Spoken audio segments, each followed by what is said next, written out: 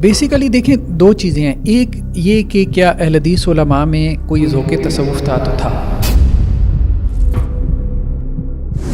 لکھوی اور غزنوی خاندان دونوں کے اندر تھا. مولانا ثناء اللہ امرتسری علیہ رحمہ کے اندر بھی جا کے دیکھے، چونکہ وہ بھی دیوبند میں جا کے پڑھے تھے، تو ان کے اندر بھی یہ چیزیں جو ہے ذوق عبادت سے متعلق کافی نظر آ، بلکہ جس نے قاتلانہ حملہ کیا تھا اس کے گھر وہ جو ہے وظیفہ بھیجتے تھے. اچھا مولانا ثناء اللہ کے اوپر جس نے قاتلانہ حملہ کیا تھا، سر کے اوپر جو ہے وہ کلاڑی ماری تھی. اب کے دور کے اندر آ کر جو سختی اتنی آ چکی ہے، یہ ریجیڈیٹی آ چکی ہے، اس کی وجوہات اگر ہم دیکھیں تو کیا ایسی وجوہات ہیں کہ وہ پہلے جیسی بات نہیں رہی؟ اس کی کیا وجہ ہے کہ پہلے جو تعامل تھا، جیسے آپ جو مثالیں دی ہیں میرے لیے بھی سرپرائزنگ تھی، اتنا ان لوگوں کے ساتھ اختلاف بھی تھا، ان کے ساتھ سلوک بھی ایسا تھا، تو اب تو وہ بالکل بھی نہیں، اب تو بھول جائیں. تو اس کی کیا وجہ ہے؟ کہ ایک صحابی نے آپ علیہ السلام سے کہا کہ جب مجھے خیالات آتے ہیں تو اللہ کے رسول نے کہا بھئی ایک شیطان ہے، اس کا نام ہے خنزب. جی ٹھیک ہے، تو یہ پڑھ لیا کرو اللہ انی اعوذ بک من الخنزب، ٹھیک ہے، اور ایسے کر دو تو وہ اس صحابی کا تو ہو گیا، ٹھیک، آپ کا نہیں ہوتا، کسی کا بھی نہیں ہوتا، آپ کر لیں. اچھا، مطلب جو اس وقت گدی نشین ہیں، جو آپ کہہ لیں کتنا عمل کرنے والے ہیں، بس زیادہ بس رسمی سا ایک جو ہے وہ داڑھی رکھ لی، جبہ قبہ پہن لیا ہے، امامہ باندھ لیا، مسواک ٹانگ لی، ٹھیک ہے، جیب کے اندر شلوار ٹخنوں سے اوپر کر لی، اور یہ ذکر کر لو وہ ذکر کر لو، ایک رسم بنا کے رکھ دیا. کیونکہ میری فیلڈ سے بھی ریلیٹڈ ہے، مجھے بھی ایسی چیزیں بہت زیادہ ایسے کیس سننے کو ملتے ہیں کہ لوگوں کی جو ایموشنل ہیلتھ ہے، اور جو خصوصاً آپ کے بھی سننے میں آتا ہوگا، بڑے لوگ ڈپریشن میں جا رہے ہیں، یہ ہو رہا ہے وہ ہو رہا ہے.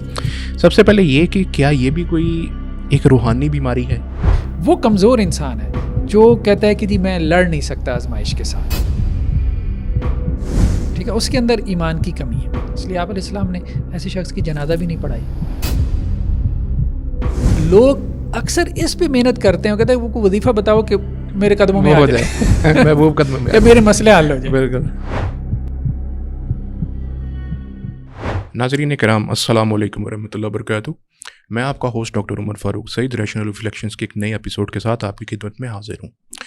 ناظرین، آج کل کا جو خصوصی دور چل رہا ہے اس میں ہم یہ چیز تو دیکھتے ہیں کہ پہلے دور کے اگر ہم تناظر میں دیکھیں یا کمپیئر کریں پہلے کے ادوار میں اور آج کے ادوار میں، تو جس ایک چیز میں بہت زیادہ فرق آیا ہے وہ یہ کہ لوگوں میں جو روحانیت ہے، ان کا جو عبادات کے اندر جو ان کا رویہ ہے، اس کے اندر کافی تبدیلی تو ہم نے اپنی زندگیوں کے اندر ہی نوٹ کی ہے. مطلب ایسے کہ لوگوں کے اندر سیریسنس کا ہم دیکھتے ہیں، مساجد میں دیکھتے ہیں، پہلے کسی اور جذبے سے لوگ آتے تھے، اب کسی اور جذبے سے آتے ہیں. لیکن یہ صرف ایک آدھ دہائی کی بات نہیں ہے یا ایک دو دہائیوں کی بھی بات نہیں ہے. یہ مسائل اس سے کافی عرصے پہلے سے چل رہے ہیں، جب بلکہ رسول اللہ صلی اللہ علیہ وسلم کی احادیث میں بھی ان چیزوں کا ذکر آتا ہے. لیکن یہ چیز دیکھنا بہت ضروری ہے کہ جو دوسرا اینگل پیش کیا جاتا ہے معاشرے کے اندر، جو کہ ایک کچھ الحاد سے جو ہے میں کہوں گا کہ نکلا ہوا ایک اینگل ہے، وہ یہ کہ کچھ لوگ کہتے ہیں کہ جی دین جو ہے وہ تو ویسے بھی ضروری نہیں ہے اسپریچولیٹی کے لیے، روحانیت کے لیے، وہ تو اس کے علاوہ بھی کچھ اعمال یا کچھ ایکشنز کے ذریعے سے حاصل کیا جا سکتا ہے. بہرحال یہ بہت اہم ڈسکشن ہے جس کے لیے سب سے پہلے میں مہمان کا تعارف کرواتا ہوں. سب سے پہلے ڈاکٹر حافظ محمد زبیر صاحب، بہت بہت شکریہ شو میں تشریف لانے کے لیے. ڈاکٹر صاحب، اصل میں یہ لوگوں میں ویسے کنفیوژن تو ہے اس بارے میں کہ ہمیں جو روحانیت اور تزکیہ نفس ہے، یہ ایسی چیزیں ہیں جن کا ایک عام مسلمان کے لیے جاننا تو ضروری ہے، لیکن اس کے اوپر عمل، یہ کہ عمل کرنے والی چیز ہے، یہ کوئی ماننے والی چیز تو نہیں، عمل سے ہی حاصل ہوگا. لیکن پھر یہ کہ ہمیں یہ تو سمجھنا ہے کہ یہ ہوتا کیا ہے، تزکیہ نفس یا روحانیت، کیا دونوں ایک ہی چیزیں ہیں سب سے پہلے؟ اور یہ کیا یہ کسی جذبے کا نام ہے، کسی کیفیت کا نام ہے، کسی حالت کا نام ہے؟ یہ ہے کیا تینوں میں سے کون سی چیز ہے، اور ان میں کس طرح سے ہم ڈیسائفر کر سکتے ہیں؟ جی بسم اللہ الرحمن الرحیم. ڈاکٹر صاحب، ایک چیز تو بہت اہم ہے جب ہم تزکیہ نفس پہ بات کریں اور اسپرچویلٹی پہ، کیونکہ ویسٹ میں اس کا بہت زیادہ اس وقت دور ہے. بالکل. اور خاص طور پہ بدھزم اور ہندو مت کے زیر اثر. ایگزیکٹلی. مغرب میں بہت زیادہ یوگا، میڈیٹیشن کے اوپر بہت کام ہو رہا ہے. سوشل میڈیا کی وجہ سے وہ ویسے ہی بڑھ گیا. تو ہم دونوں میں تھوڑا سا فرق بھی سمجھیں. ٹھیک. تزکیہ نفس بیسیکلی ہماری دین کی اصطلاح ہے، تصوف بھی ہمارے دین کی اصطلاح نہیں ہے. اچھا. ہاں، وہ تو مطلب صوف سے بنا ہے. تو کہا یہ جاتا ہے کہ جی ٹاٹ کا لباس چونکہ یہ لوگ پہنتے تھے جو متصوفین حضرات تھے، تو اس لیے وہاں سے یہ تصوف کا لفظ بنا. ویسے یہ اس کے جو ہے وہ عربی الاصل ہونے میں بھی مطلب سوالات ہیں کہ یہ عربی زبان کا لفظ ہے بھی کہ نہیں ہے. ٹھیک ہے. دخیل کہتے ہیں مطلب باہر سے آیا ہے عربی زبان کے اندر، لیکن اصل جو قرآنی اصطلاح ہے وہ ہے تزکیہ کی. ٹھیک ہے، یہ اصطلاح جو ہے وہ اللہ کے نبی صلی اللہ علیہ وسلم کے حوالے سے بھی کثرت سے قرآن میں استعمال ہوئی، اور ایک آیت تقریباً 4 مرتبہ قرآن میں آئی ہے کہ آپ علیہ السلام کا جو فریضہ ہے وہ یہ ہے کہ وَيُزَكِّيهِمْ، آپ صحابہ کرام کا تزکیہ کرتے ہیں. اس طرح سے قد افلح من زکاہا اور بہت ساری آیات ہیں تزکیہ کی. تزکیہ بیسیکلی 2 چیزوں کے اوپر کھڑا ہے. اگر ہم اس کا روٹ ورڈ نکالیں نا، زا، کاف اور واو، عربی زبان میں ایک روٹ ورڈ ہوتا ہے جس سے وہ لفظ بنتا ہے، جس سے اس لفظ کو سمجھنے میں آسانی ہوتی ہے. یہ جو لفظ ہے اسی سے زکوٰۃ کا لفظ بھی بنا ہے اور اسی سے تزکیہ کا لفظ بھی بنا ہے. تو اس کے روٹ ورڈ میں 2 چیزیں ہیں. ایک ہے تطہیر، پیوریفیکیشن کا عمل، یعنی آپ کے ساتھ مطلب کچھ آلائشیں لگ گئی ہیں، ٹھیک ہے، تو آپ ان آلائشوں کو، نجاستوں کو، گندگیوں کو اپنے آپ سے دور کرنا چاہتے ہیں. یہ تطہیر کا عمل، جیسے پانی کو آپ جیسے فلٹر کرتے ہیں. بالکل بالکل. دوسرا اس میں گروتھ کا پہلو بھی ہے. اچھا، ٹھیک ہے، یعنی نمو کا پہلو، کہ آپ کی پرسنالٹی جو ہے وہ گرو بھی کرے. ایک تو یہ ہے کہ رذائل نفس، یعنی جو آپ کہہ لیں کہ جی نفس کے اندر برائیاں ہیں، تو ان برائیوں سے انسان اپنے آپ کو، جو اس کے نفس کو نیچے کی طرف لے کے جاتی ہیں، مٹی کی طرف لے کے، ان سے اپنے آپ کو پاک کرنا. رذائل نفس، اس کے لیے ایک اصطلاح استعمال کی جاتی ہے. اور دوسرا یہ ہے کہ اپنی پرسنالٹی کو مسلسل گروتھ میں رکھنا. یعنی اس میں آپ یوں کہہ سکتے ہیں کہ روحانی کمالات کی طرف انسان کا جو سفر ہے وہ بھی جاری رہتا ہے، اور اپنی تکمیل کی طرف جو سفر ہے وہ بھی جاری رہتا ہے. صحیح. اب جو آپ نے بات کی نا درمیان میں کہ یہ جذبہ ہے، یہ کیفیت ہے، یہ مقام ہے، تو بیسیکلی یہ تینوں چیزیں ہیں. اچھا، صحیح. مطلب یہ اس کے مراحل ہیں. ابتدا جو ہے نا اس کی وہ ہوتی جذبے سے ہی ہے. اچھا. ایک مثال کے طور پہ ایک انسان جو ہے نا، اس کے دل میں یہ خواہش پیدا ہوتی ہے کہ میں نے اپنے نفس کو کنٹرول کرنا ہے، یا میں نے اپنے نفس کو اللہ کا مطیع اور فرما بردار بنانا ہے. ایک مسلمان کے دل میں پہلے یہ ایک جذبہ بیدار ہوتا ہے. اس جذبے کی وجہ سے وہ اللہ کی طرف جو ہے وہ رجوع کرتا ہے، جس کو انابت اللہ کہتے ہیں. ٹھیک ہے، قرآن نے بھی جو ہے وہ منیب کا لفظ استعمال کیا. تو شروع میں یہ جذبہ ہی ہوتا ہے. ٹھیک. سیلف کنٹرول کا جذبہ آپ کہہ لیں، ٹھیک ہے، ضبط نفس کا جذبہ آپ کہہ لیں، اپنے آپ کو اللہ کا مطیع اور فرما بردار بنانے کا جذبہ، دین اسلام کو فالو کرنے کا جذبہ. ٹھیک. پھر یہ ہے کہ جب آپ اس ٹریک کے اوپر چلتے ہیں، دین اسلام کو فالو کرنا شروع کرتے ہیں، تو اس سے کیفیات پیدا ہوتی ہیں.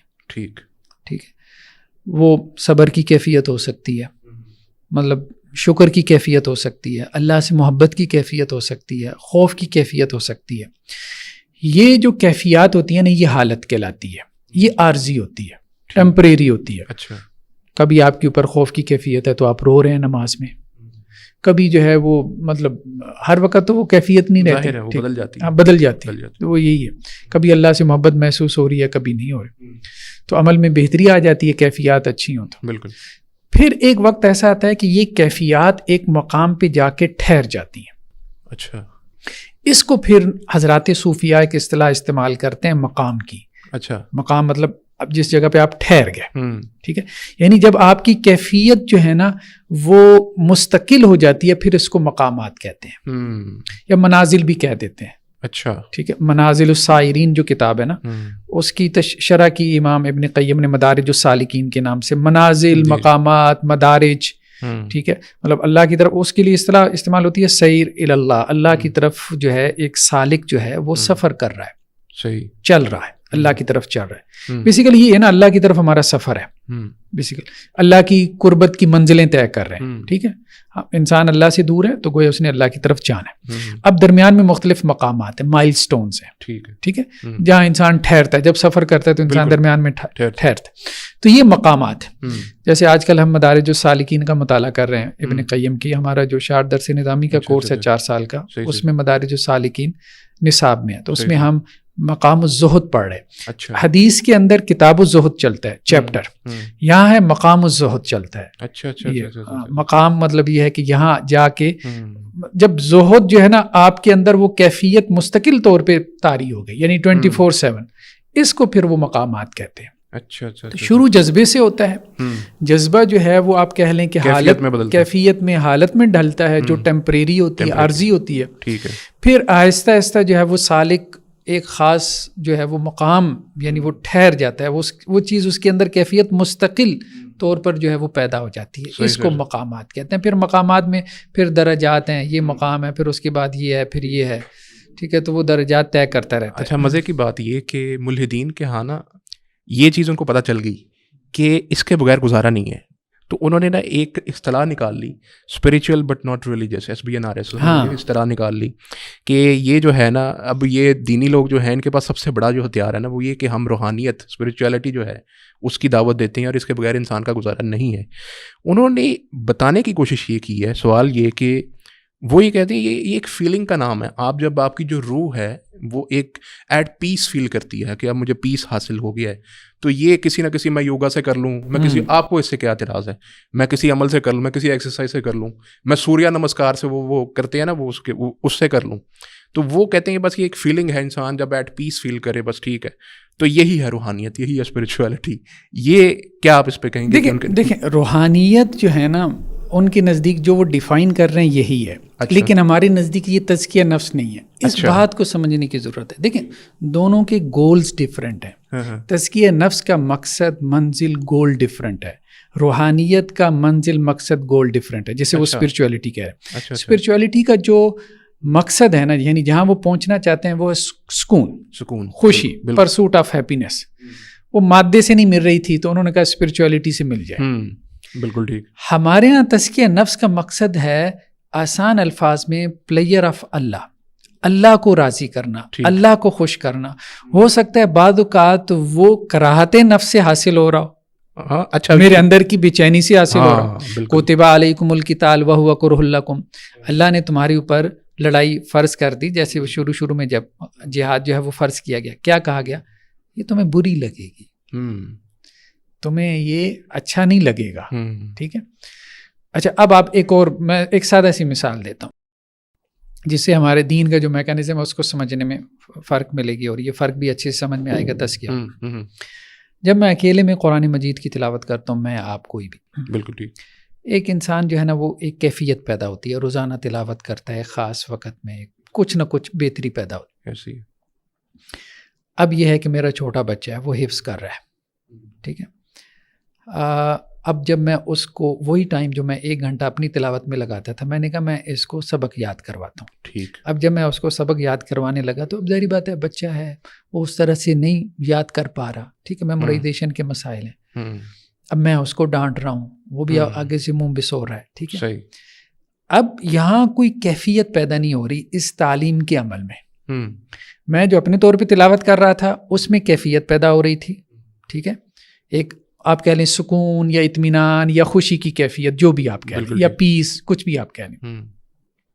لیکن یہاں پہ ایک تعلیم کے عمل کے اندر ایک جو ہے نا عام طور پہ جیسے قاری حضرات کو بھی دیکھ لیں, وہ فرسٹریٹڈ ہو کے کیا کرتے ہیں, بچے کو مار پٹائی. آسان کام نہیں ہے بچے کو پڑھانا, ظاہری بات ہے. ماں پڑھائے, باپ پڑھائے, استاذ پڑھائے. ٹھیک ہے. تو وہاں کیفیات پیدا ہونے کی تو کوئی آپ بات ہی نہ کریں.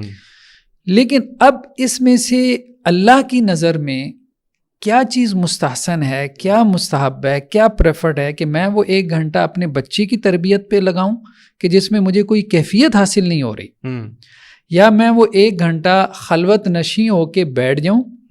ٹھیک ہے. اپنے کسی کمرے میں, اور اس میں خوب اپنی کیفیات پیدا کروں. بالکل صحیح. تو ہمارے نزدیک بیسیکلی مولانا اشرف علی تھانوی علیہ رحمہ کا ایک بڑا واقعہ معروف ہے. ان کے پاس ایک صاحب آ گیا جی, بیعت کرنے کے لیے آتے تھے, حضرات دیوبند میں یہ ہے. تو انہوں نے ذکر اذکار پہ لگا دیا. چند دنوں کے بعد وہ آ گیا, حضرت کو مزہ نہیں آ رہا. تو انہوں نے کہا بھائی مزہ لینا ہے تو کہیں اور جاؤ. تو اس میں کچھ زیادہ سیدھے ہوتے تھے تو یہ بھی کہہ دیتے تھے مزہ لینا ہے تو بیگم کے پاس جاؤ. تو مطلب یہ ہے کہ یہاں اس مقصد سے مت آؤ, یہ اللہ کا ایک حکم ہے. ٹھیک ہے. بعض اوقات اللہ کے حکم پہ عمل کرتے ہوئے آپ کو اپنے نفس پہ جبر کرنا پڑے گا, سیلف کنٹرول. جب تو آپ کو اسٹرگل کرنی پڑے گی نا, اپنے نفس سے لڑنا پڑے گا. تو اندر کو خوشی تو حاصل نہیں ہو رہی, لیکن اللہ راضی ہو رہا ہے. تو یہ جو مقاصد کا فرق ہے نا, یہ بہت عام ہے. یہ مقاصد کے فرق چونکہ ہماری منزلیں ڈفرینٹ ہیں, منزل ڈفرینٹ ہوگی نا. اب مثال کے طور پہ توکل کا کانسیپٹ ہم نے پڑھا, یہ مدارج السالکین میں پیچھے وہ ابن قیم علیہ الرحمہ نے بڑا اس کو گہرائی میں جا کے کھولا. صحیح. عام آدمی یا اسپرچویلٹی میں آپ کہہ لیں جو ویسٹ کا کانسیپٹ ہے, اس میں توکل کا کانسیپٹ یہ ہے کہ اللہ کے حوالے کر دو, اپنا معاملہ اللہ کے حوالے کر دو اور اللہ میرے مطابق کر دے. اچھا, مطلب میں جو چاہ رہا ہوں اس کے مطابق اللہ تعالیٰ. ہمارے یہاں بھی کچھ لوگ یہی سمجھتے ہیں توکل کا معنی اور مفہوم. یا اللہ آپ کے اوپر توکل کیا, مطلب یہ ہے کہ اب یہ کام میرا میں خود تو نہیں کر سکتا, آپ میرا یہ کام کر دیں. بالکل ٹھیک ہے. اور ایک یہ ہے کہ اللہ جو بہتر سمجھتا ہے, جس میں اللہ کی رضا ہے, اللہ جس سے راضی ہے, اگر وہ مجھے آزمائش میں رکھنے سے راضی ہے تو بابل ہے. بالکل صحیح. ٹھیک ہے. اگر وہ اس سے خوش ہو رہا ہے, ایک ہے میری خوشی اور ایک ہے اللہ کی خوشی, بہت فرق ہے. دیکھیے وہاں اسپرچویلٹی میں اصل مقصد میری خوشی ہے, یہاں کریٹر اور خالق کی خوشی اصل ہے. تو اس لیے جب بندہ یہ سمجھ جاتا ہے سالک کہ یار میرا رب جو ہے نا وہ مجھے آزمائش میں رکھنے سے خوش ہو رہا ہے, تو وہ اسی میں خوش ہو جاتا ہے. تو یہ بیسیکلی اب اسی وجہ سے معیار بھی بدل گیا پھر. ٹھیک ہے.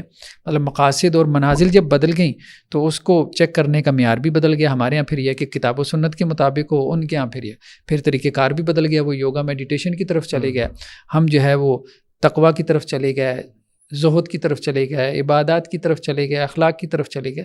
تو یہ بیسیکلی فرق پڑا. یعنی ایک تو یہ کہ ہمارا پاتھ جو ہے وہ کمپلیٹلی ڈفرینٹ ہے, جو ویسٹرن اسپریچولیٹی کا جو تصور ہے اور جو ہمارا تصور ہے. ہمارا تصور میں یہ ہے کہ ہم نے تو ڈیفیٹ کرنا اپنے نفس کو, جس کے اندر مشکلات ہوں گی, کافی مشکل رستہ ہے. ان کے یہاں سیلف پلیجر ہے, سیلف پلیجر ہے, وہ جتنا ہے تو ہمیں اس سے حاصل ہوگا. منزل ہی فرق ہے. جب منزل فرق ہے تو رستہ فرق ہوگا. ایگزیکٹلی, رستہ فرق. اچھا اس میں ایک یہ بات کہ اچھا ہم یہاں تک تو ٹھیک ہو گیا کانسیپٹ کے حوالے سے. ایک یہ کہ آئیڈیل اسٹیٹ کی بات ہوتی ہے کہ آئیڈیل اسٹیٹ کیا ہے تزکیہ یا نفس کی یا ایک انسان کے اپنے زہد تقویٰ کے متعلق, کہ وہ کون سی اسٹیٹ ہوگی جس پہ آ کر آپ کہہ سکتے ہیں کہ یہ آئیڈیل اسٹیٹ ہے, اس کے اندر یہ انسان آ گیا تو اب اس کا کام پورا ہو گیا. دیکھیں دو چیزیں ہیں. ہمارا جو دین ہے نا اس کا خلاصہ اگر ہم دو لفظوں میں بیان کریں تو وہ عبادت اور اخلاق ہے. صحیح.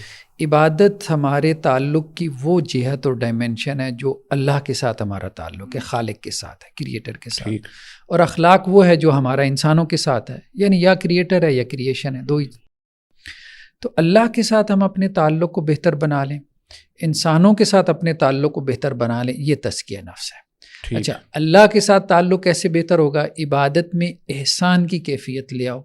اچھا انت عبد اللہ کا انا کا طرح, ایسے عبادت کرو جیسے تم اللہ کو دیکھ رہے ہو یا اللہ تمہیں دیکھ رہا ہے. ٹھیک ہے. تو عبادت گویا کہ آپ کی ایکسلنس ہو, اس کے اندر ایکسلنس کی کیفیت پیدا ہو گئی, ایکسیلنٹ ہو گئی. ٹھیک ہے. گڈ بیٹر سے ایکسیلنٹ ہو گئی.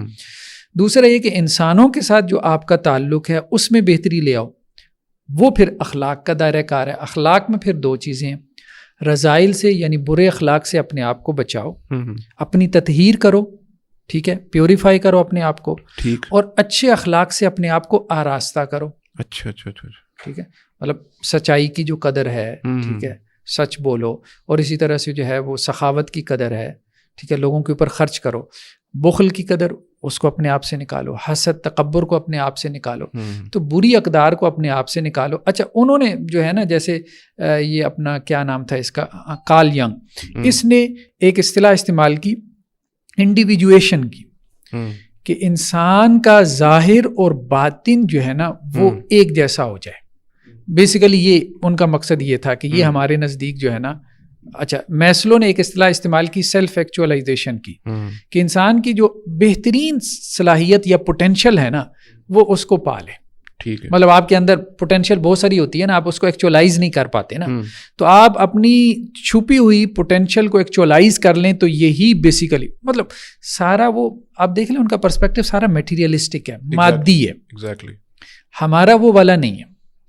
ہمارا سارا جو ہے وہ اصل میں اسپرچول ہے. جیسے وہ اسپرچول کہہ رہے ہیں تو وہ بیسیکلی مادی جو ہے وہ روحانی کانسیپٹ ہے.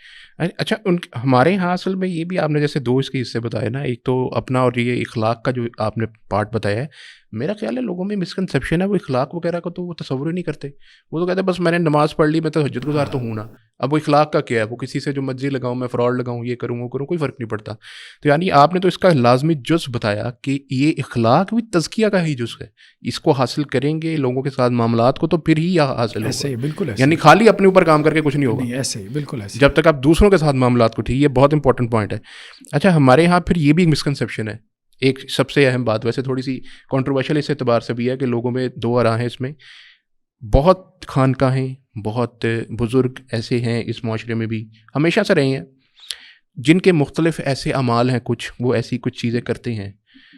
غالباً ان کا حدیث میں ذکر ہے کہ نہیں، وہ تو آپ بہتر بتائیں گے. کوئی ہمیں اسلام میں بتایا گیا ویسے کرنے کا. ویسے تو میں اتنی ایکسٹریم پہ نہیں جاتا، کچھ لوگ تو کہتے ہیں کنویں میں الٹا 40 سال تک لٹک جو ایک ٹانگ پہ کھڑے ہو جاؤ، یہ وہ چیزیں بھی ہیں. لیکن بہرحال خانقاہوں میں کچھ نہ کچھ چیزیں ایسی ہوتی ہیں، ایسے بالکل ہمیں ان کو بھی انالائز کرنے کی ضرورت ہے. کیا وہ جو تمام چیزیں ہیں کہ گوشہ نشینی اختیار کر کے ایسی خانقاہوں کے اوپر بیٹھ جانا اور بیٹھ کر صرف یہ کہ قطع تعلق معاشرے سے ہو کے پھر وہ چیزیں کرنا، اس کے بارے میں اسلام کیا کہتے ہیں؟ دیکھیں بیسیکلی یہ جو خانقاہی نظام ہمارے یہاں آیا ہے نا، یہ تو کوئی 7ویں صدی ہجری میں جا کے، ویسے تو آپ کہہ لیں 4 صدی ہجری میں اس کی ابتدا شروع ہو گئی تھی. اچھا. بلکہ مزید میں اس کو تھوڑا سا سمپلیفائی، سے آیا ہمارے پاس تھوڑا سا مزید اس کو سمپلیفائی کروں. بیسیکلی یہ جو تصوف ہے نا، جی تصوف کی روایت کہہ لیں آپ، ٹریڈیشن جو ہے، اس کو ہم 4 سے 5 ادوار میں تقسیم کر سکتے ہیں. حضرت شاہ ولی اللہ دہلوی علیہ الرحمہ نے بھی اس کے کوئی 4 ادوار بنائے ہیں، لیکن آج کے اعتبار سے 5واں دور بھی آپ شامل کر سکتے ہیں. صحیح. پہلا جو ہے نا، شروع میں 3 صدیاں یہ معاملہ رہا ہے کہ کچھ زہاد اور صلحاء ہوتے تھے. صالح کی جمع صلحاء، زہاد زاہد کی جمع. دنیا سے بے رغبتی اختیار کرنے والے، عبادت کا ذوق شوق کرنے والے، یہ سارے لوگ حضرات محدثین میں سے تھے. عجیب بات یہ. اچھا. ہاں، آپ سفیان ثوری کو پڑھیں، بلکہ ہمارے تو نصاب میں ہے نا، جرح و تعدیل کا ہمارا ایک کورس ہے، اس میں اچھا شعبہ بن حجاج، یہ سارے بڑے بڑے محدثین، امام احمد بن حنبل، انتہا درجے کے زاہد. یہ ہمارے صوفیاء تو کچھ پہنچتی نہیں ان کو. ہاں. سفیان ثوری علیہ الرحمہ کے بارے میں معروف ہے کہ اللہ کے خوف کی وجہ سے نا، مطلب ان کے پیشاب میں خون آتا تھا، اور انہوں نے جب وہ اپنا ٹیسٹ کروانے کے لیے حکیم کے پاس بھیجا تو اس نے کہا کہ اس کو بیماری نہیں ہے، یہ کسی خوف میں مبتلا ہے. صحیح. تو انہوں نے کہا اللہ کا ڈر اور جو ہے نا وہ خوف میرے اوپر بہت زیادہ طاری ہوتا ہے. تو خیر بہرحال وہ ایک علیحدہ موضوع ہے. تو شروع میں ایک دور یہ تھا کہ حدیث کے ساتھ شغف کی وجہ سے ایک ایسی جماعت تیار ہوئی جو زہاد اور صلحاء کی جماعت تھی. ان لوگوں نے کتاب الزہد کے نام سے کتابیں لکھی. امام احمد بن حنبل کی بھی کتاب ہے، امام عبداللہ بن مبارک کی ہے، وقی بن جراح کی ہے، بڑے بڑے محدثین کی، اور وہ کتابیں پڑھنے کے لائق ہیں. تزکیہ نفس کا سب سے پرائمری سورس ہوا. صحیح. اس کے بعد پھر 4 صدی ہجری میں آ کے نا ہمارے ہاں کافی کچھ آپ کہہ لیں کہ تقلیدی رجحانات پیدا ہوئی ہے. ٹھیک ہے. اس سے پہلے جیسے فقہ میں اجتہاد کی تحریک تھی، 4 صدی ہجری میں آ کے وہ آپ کہہ لیں فقہی مکاتب فکر بن گئے، تقلید رائج ہو گئی، اجتہاد کا دروازہ بند ہو گیا. اسی طرح تصوف میں بھی پھر جو ہے نا ایک رسمی تصوف شروع ہو گیا. ٹھیک ہے. پھر بعد میں آ کے ایک تیسرا دور پیدا ہوا کہ جس میں ایک نظریاتی تصوف جو ہے وہ بہت آگے آ گیا، جیسے وحدت الوجود اور ایسی بحثیں آ گئیں. یعنی پہلے تو تصوف جو ہے نا وہ کوئی عمل کا نام تھا، یعنی پہلے دور کے اندر وہ تو ہم کہہ سکتے ہیں کہ وہ تصوف کے نام سے بھی نہیں تھا، وہ زہد کے نام سے تھا، تزکیہ کہہ لیں آپ. بیسیکلی یہ چیز زیادہ تر زہد کا نام استعمال ہوتا تھا. دوسرے دور میں تصوف کا نام پیدا ہوا جس میں یہ رہبانیت وغیرہ پیدا ہوئی. اچھا. ٹھیک ہے. پھر تیسرے دور میں جو ہے وہ رہبانیت سے بھی زیادہ نظریاتی تصوف کی طرف لوگ آ گئے. وحدت الوجود ایسی بحثیں، اور اب اللہ کی معرفت کے بجائے جو ہے وہ صوفی صاحب اپنا مقام اور مرتبہ جانچنے کی فکر میں لگے رہتے تھے کہ میں کہاں پہنچا ہوں. پھر چوتھے دور میں آ کے یہ انسٹیٹیوشن کی صورت میں جو ہے نا یہ ہمارے سامنے آتا ہے جسے ہم سلاسل کہتے ہیں. 4 سلاسل، نقشبندیہ، سہروردیہ، چشتیہ، اور ایک اور بھی ہے قادریہ. ہاں. تو قادریہ جو ہے یہ شاہ عبد القادر جیلانی علیہ رحمہ کی طرف منسوب ہے، متوفہ 561 ہجری. اور چشتیہ معین الدین چشتی صاحب کی طرف جو ہے وہ منسوب ہے، متوفہ 633 ہجری. اور بہاؤالدین نقشبند کی طرف نقشبندیہ، اور ان کی وفات ہے 791. اور شہاب الدین سہروردی ان کی وفات ہے 632 میں. تو مطلب یہ ہے کہ یہ 5ویں 6ٹھی 7ویں ہجری میں جا کے یہ سلاسل باقاعدہ پیدا ہوئی. اور پھر اس کے بعد سے پھر یہ خانقاہیں اور یہ انسٹیٹیوشن بن گیا مطلب باقاعدہ. چلے انسٹیٹیوشن میں بھی کوئی مسئلہ نہیں تھا, جیسے پہلے مدارس نہیں تھے تو تعلیم و تعلم کے لیے مدارس بنا لیے گیا, ایک نصاب بن گیا, درس نظامی یہ وہ, جیسے دنیاوی تعلیم کے لیے آپ کے یہاں اسکول کالج یونیورسٹی بن گئی. چلو تربیت کے لیے خانقاہیں بن گئی, وجود میں آ گئی. انہوں نے کہا کہ جی چلو منظم ہو کے ہم ایک کام کر لیں, تو چلو ایک نظام بنا کے کام کرنے میں بھی کوئی حرج نہیں تھا. لیکن مسئلہ یہ ہوتا ہے کہ جب وہ چیز رسم بن جاتی ہے اور شرک اور بدعات جب در آئیں, اور وہ جو اصل آپ کہہ لیں تزکیہ نفس جو تھا, جو سلف صالحین کا طریقہ کار تھا کہ کتاب و سنت کے منہج کے اوپر جو ہے وہ تزکیہ نفس اور اصلاح نفس, تو وہ پس منظر میں چلا گیا. بیسیکلی تو دیکھیں تزکیہ نفس بیسیکلی دو چیزوں کا نام تھا, عبادت میں احسان اور اخلاق کی اصلاح, دو ہی چیزیں تھیں. اس کو ہی تزکیہ نفس کہا جاتا تھا. بعد میں یہ دو چیزیں تو مائنس ہو گئیں. اب تزکیہ نفس کیا رہ گیا کہ جی مزارات کے اوپر اب آپ دیکھ لیں, بڑی بڑے مزار بن گئے, وہاں قبر پرستی شروع ہو گئی, مزار پرستی شروع ہو گئی, پیروں کو جا کے لوگوں نے سجدے کرنا شروع کر دی. آج بھی اب دیکھ لیں سوشل میڈیا بے عملی رواج پا گئی. مطلب یہ ہے کہ حب دنیا, مطلب جس دنیا پرستی سے نکالنا تھا اسی میں پڑ گئے, اسی میں وہ لوگ پڑ گئے جتنے بھی پیر تھے. آپ پاکستان کی صورتحال دیکھ لیں, اس وقت پاکستان کی صورتحال کیا ہے کہ جو بڑے بڑے سیاسی لوگ ہیں, ایک صاحب نے کتاب لکھی مذہبی اور سیاسی بابے, مطلب یہ ہے کہ جو بڑے بڑے سیاسی لوگ ہیں وہی بڑے بڑے جو ہے وہ گدی نشین ہیں. جی ہاں ایسے ہی ہے. یوسف رضا گیلانی کو دیکھ لیں, شاہ محمود قریشی, ہاں شاہ محمود قریشی, وہ مخدوم امین فہیم تھے, پیر پگاڑو تھے, مطلب یہ سارے لوگ اب دیکھ لیں. تو اب ان لوگوں نے ایکسپلائٹ کیا, دو طرفہ ایکسپلائٹ کیا عوام الناس کو. دین کے ساتھ بھی ان کا کوئی خاص تعلق نہیں تھا. ہمارے ایک دوست تھے, وہ وہاں تھر میں نا کہیں کسی ملٹی نیشنل کمپنی میں کام کر رہے تھے, آئل کمپنی میں. تو وہ بتاتے ہیں کہ وہ ایک پیر کی جو ہے وہ وہاں سے گاڑی گزری. اچھا. تو کوئی معروف پیر تھا, تو وہ لوگ جو ہے نا, اب وہ جھگیوں میں رہنے والے جو لوگ ہیں, وہ لینڈ کروزر اس کی گزری تو وہ دوڑے. اچھا. اور انہوں نے وہ ریت جو ہے نا وہ جمع کرنا شروع کر دی جو ٹائر کے ساتھ ٹچ ہوئی تھی, اور اس کو اٹھا کے وہ اپنے وہ جھگیوں میں لے گئے, تبرک بنا کے. تو وہ کہتے ہیں کہ میں نے پوچھا بھی کہ یہ کیا کر رہے ہو, تو انہوں نے کہا کہ یہ پیر سائیں کی جو گاڑی ہے نا, اس کی ٹائر کے ساتھ یہ جو ریت لگی ہے نا, تو یہ ہم گھر اس لیے لے کے جا رہے ہیں کہ اس سے ہمارے گھر میں برکت آئے گی. مطلب آپ دیکھ لیں کہ ذہنی سطح یہ ہے جہاں لوگوں کی, وہ چاہتے بھی نہیں ہے کہ لوگ پڑھے لکھیں اور ان خرافات سے نکلیں. قوالی عام ہو گئی ہے, مزاروں پہ کیا ہو رہا ہے, دھمالیں ڈالنا, وہ عجیب و غریب قسم کی جو ہے وہ آوازیں نکالنا, وہ مرغ بسمل کی طرح تڑپنا. وہ ہمارے ایک شف سرکار ہیں, آپ وہ دیکھ لیں, ٹھیک ہے, وہ شو کرتے ہیں تو وہ بس وہ مطلب اچھا یہ ایسا وہ ان کا ہے, وہ یہ نا ڈیجیٹل دور ہے, چونکہ ان کا یہ ڈیجیٹل دم ہے, یہ وہ فون سے بھی کر لیتے ہیں یا اس طرح سے شف کرتے ہیں, تو وہ انگلینڈ کے اندر بھی ہو جاتا ہے. وہاں پہ کہتے ہیں آپ بس سر پہ ہاتھ رکھ لیں, دم میں ادھر سے کروں گا آپ کو پہنچ جائے گا. مطلب یہ ڈیجیٹل دور کے اندر یہ بھی بڑے اپنے آپ کو پروگریس کر چکی ہیں کہ وہاں تک ان کا یہ امریکہ تک, انگلینڈ تک بھی یہاں سے بیٹھے بیٹھے ایک سیکنڈ میں پہنچا دیتے ہیں. یہاں تک کہ ایک ویڈیو میں نے دیکھی, پاسپورٹ کے اوپر نا وہ ویزا لگوانے کے لیے لوگوں کے پتہ نہیں انگلینڈ کے یا پتہ نہیں کہاں کے ویزے لگ گئے, تو اس کے اوپر دم ہو رہا ہے.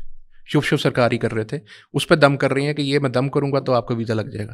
یہ حالات اب سیفیوں کو دیکھیں, وہ اس طرح سے جو ہے نا وہ کرتے ہیں اپنا ایسے کر کے, تو وہ آپ دیکھتے ہیں تڑپتے ہیں لوگ, ہاں برگ مسمل کی طرح, جیسے لگتا ہے, ہاں جیسے آپ نے مرغا ذبح کیا ہو نا, تو وہ جیسے وہ ہمارے ایک دوست تھے کامسٹس میں کمپیوٹر سائنس کے, انہوں نے مجھے کہا کہ یار چلتے ہیں, یہ شاہدرہ میں ان کے کوئی مرکز ہے, ان کے کوئی بڑے پیر صاحب آ رہے ہیں. تو میں کوئی مصروف تھا, میں نے معذرت کر لی, وہ خیر چلے گئے.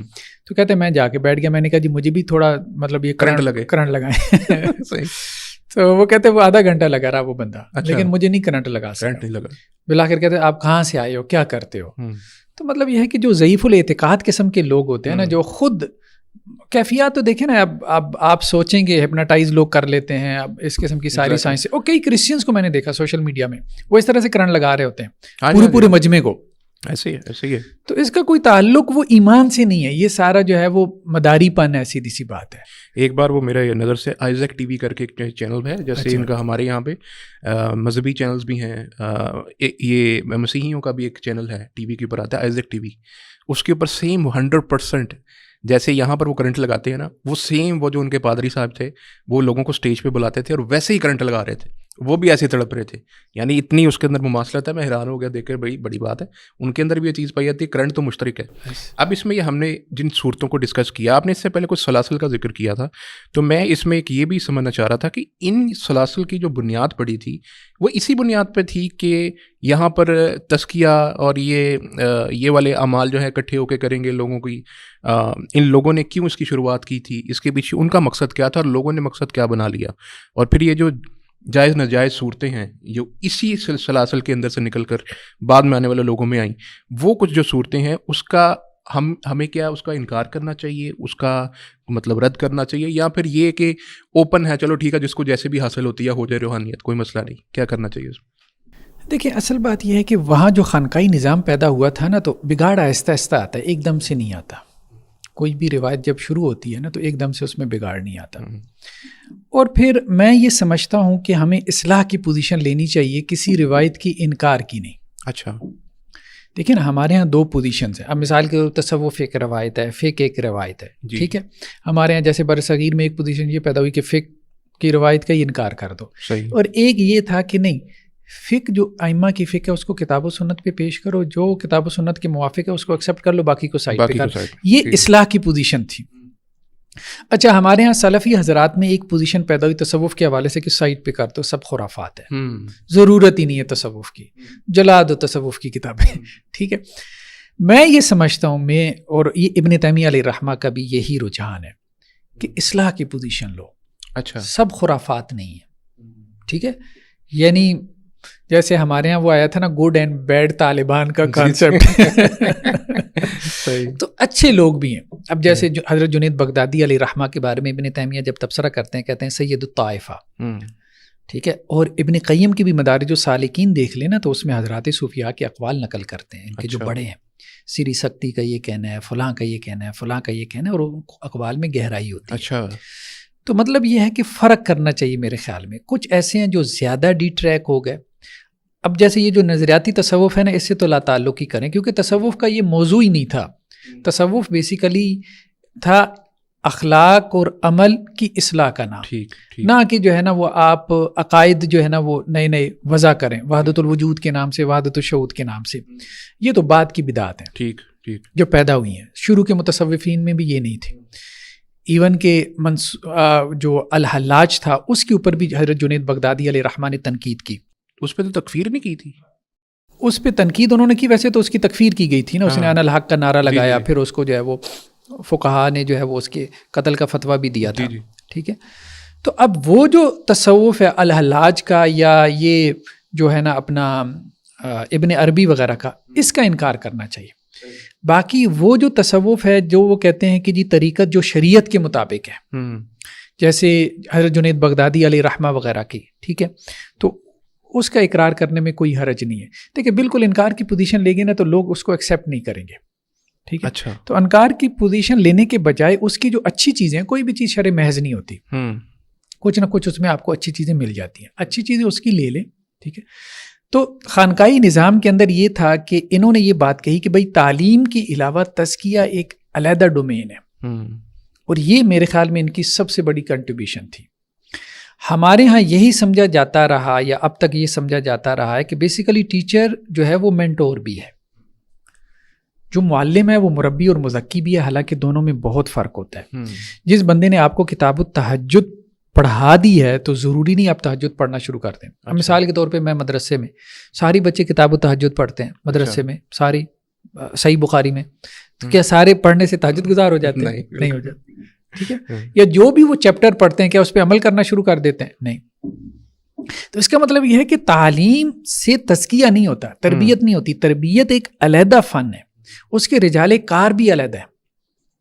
شروع میں یہ ہوتا تھا کہ جو معلم ہوتا تھا وہ مینٹور بھی ہوتا تھا, یعنی شخصیات جامع تھیں. حسن بصری علیہ رحمہ وغیرہ, یہ بڑے بڑے جتنے بھی لوگ تھے یہ معلم بھی تھے. امام احمد بن حنبل وغیرہ یہ بہت اچھے جو ہے وہ مربی اور مزکی بھی تھے. بعد میں جب یہ تقسیم پیدا ہو گئی علوم کی, جیسے ہمارے یہاں سائنسز میں بھی ہو گئی نا, شروع میں فزکس کیمسٹری سب بھی اکٹھی چلتی تھیں, بعد میں تفصیلات آئیں, ڈسپلن علیحدہ ہو گیا. تو یہ تربیہ کا ڈسپلن علیحدہ ہو گیا. پھر اس کے جو مربی تھے نا, مینٹورز تھے, یہ بالکل ڈفرینٹ طریقے سے چلتے تھے, اور انہوں نے اس فن کو اپنے عروج تک پہنچایا. یہ بات ٹھیک ہے.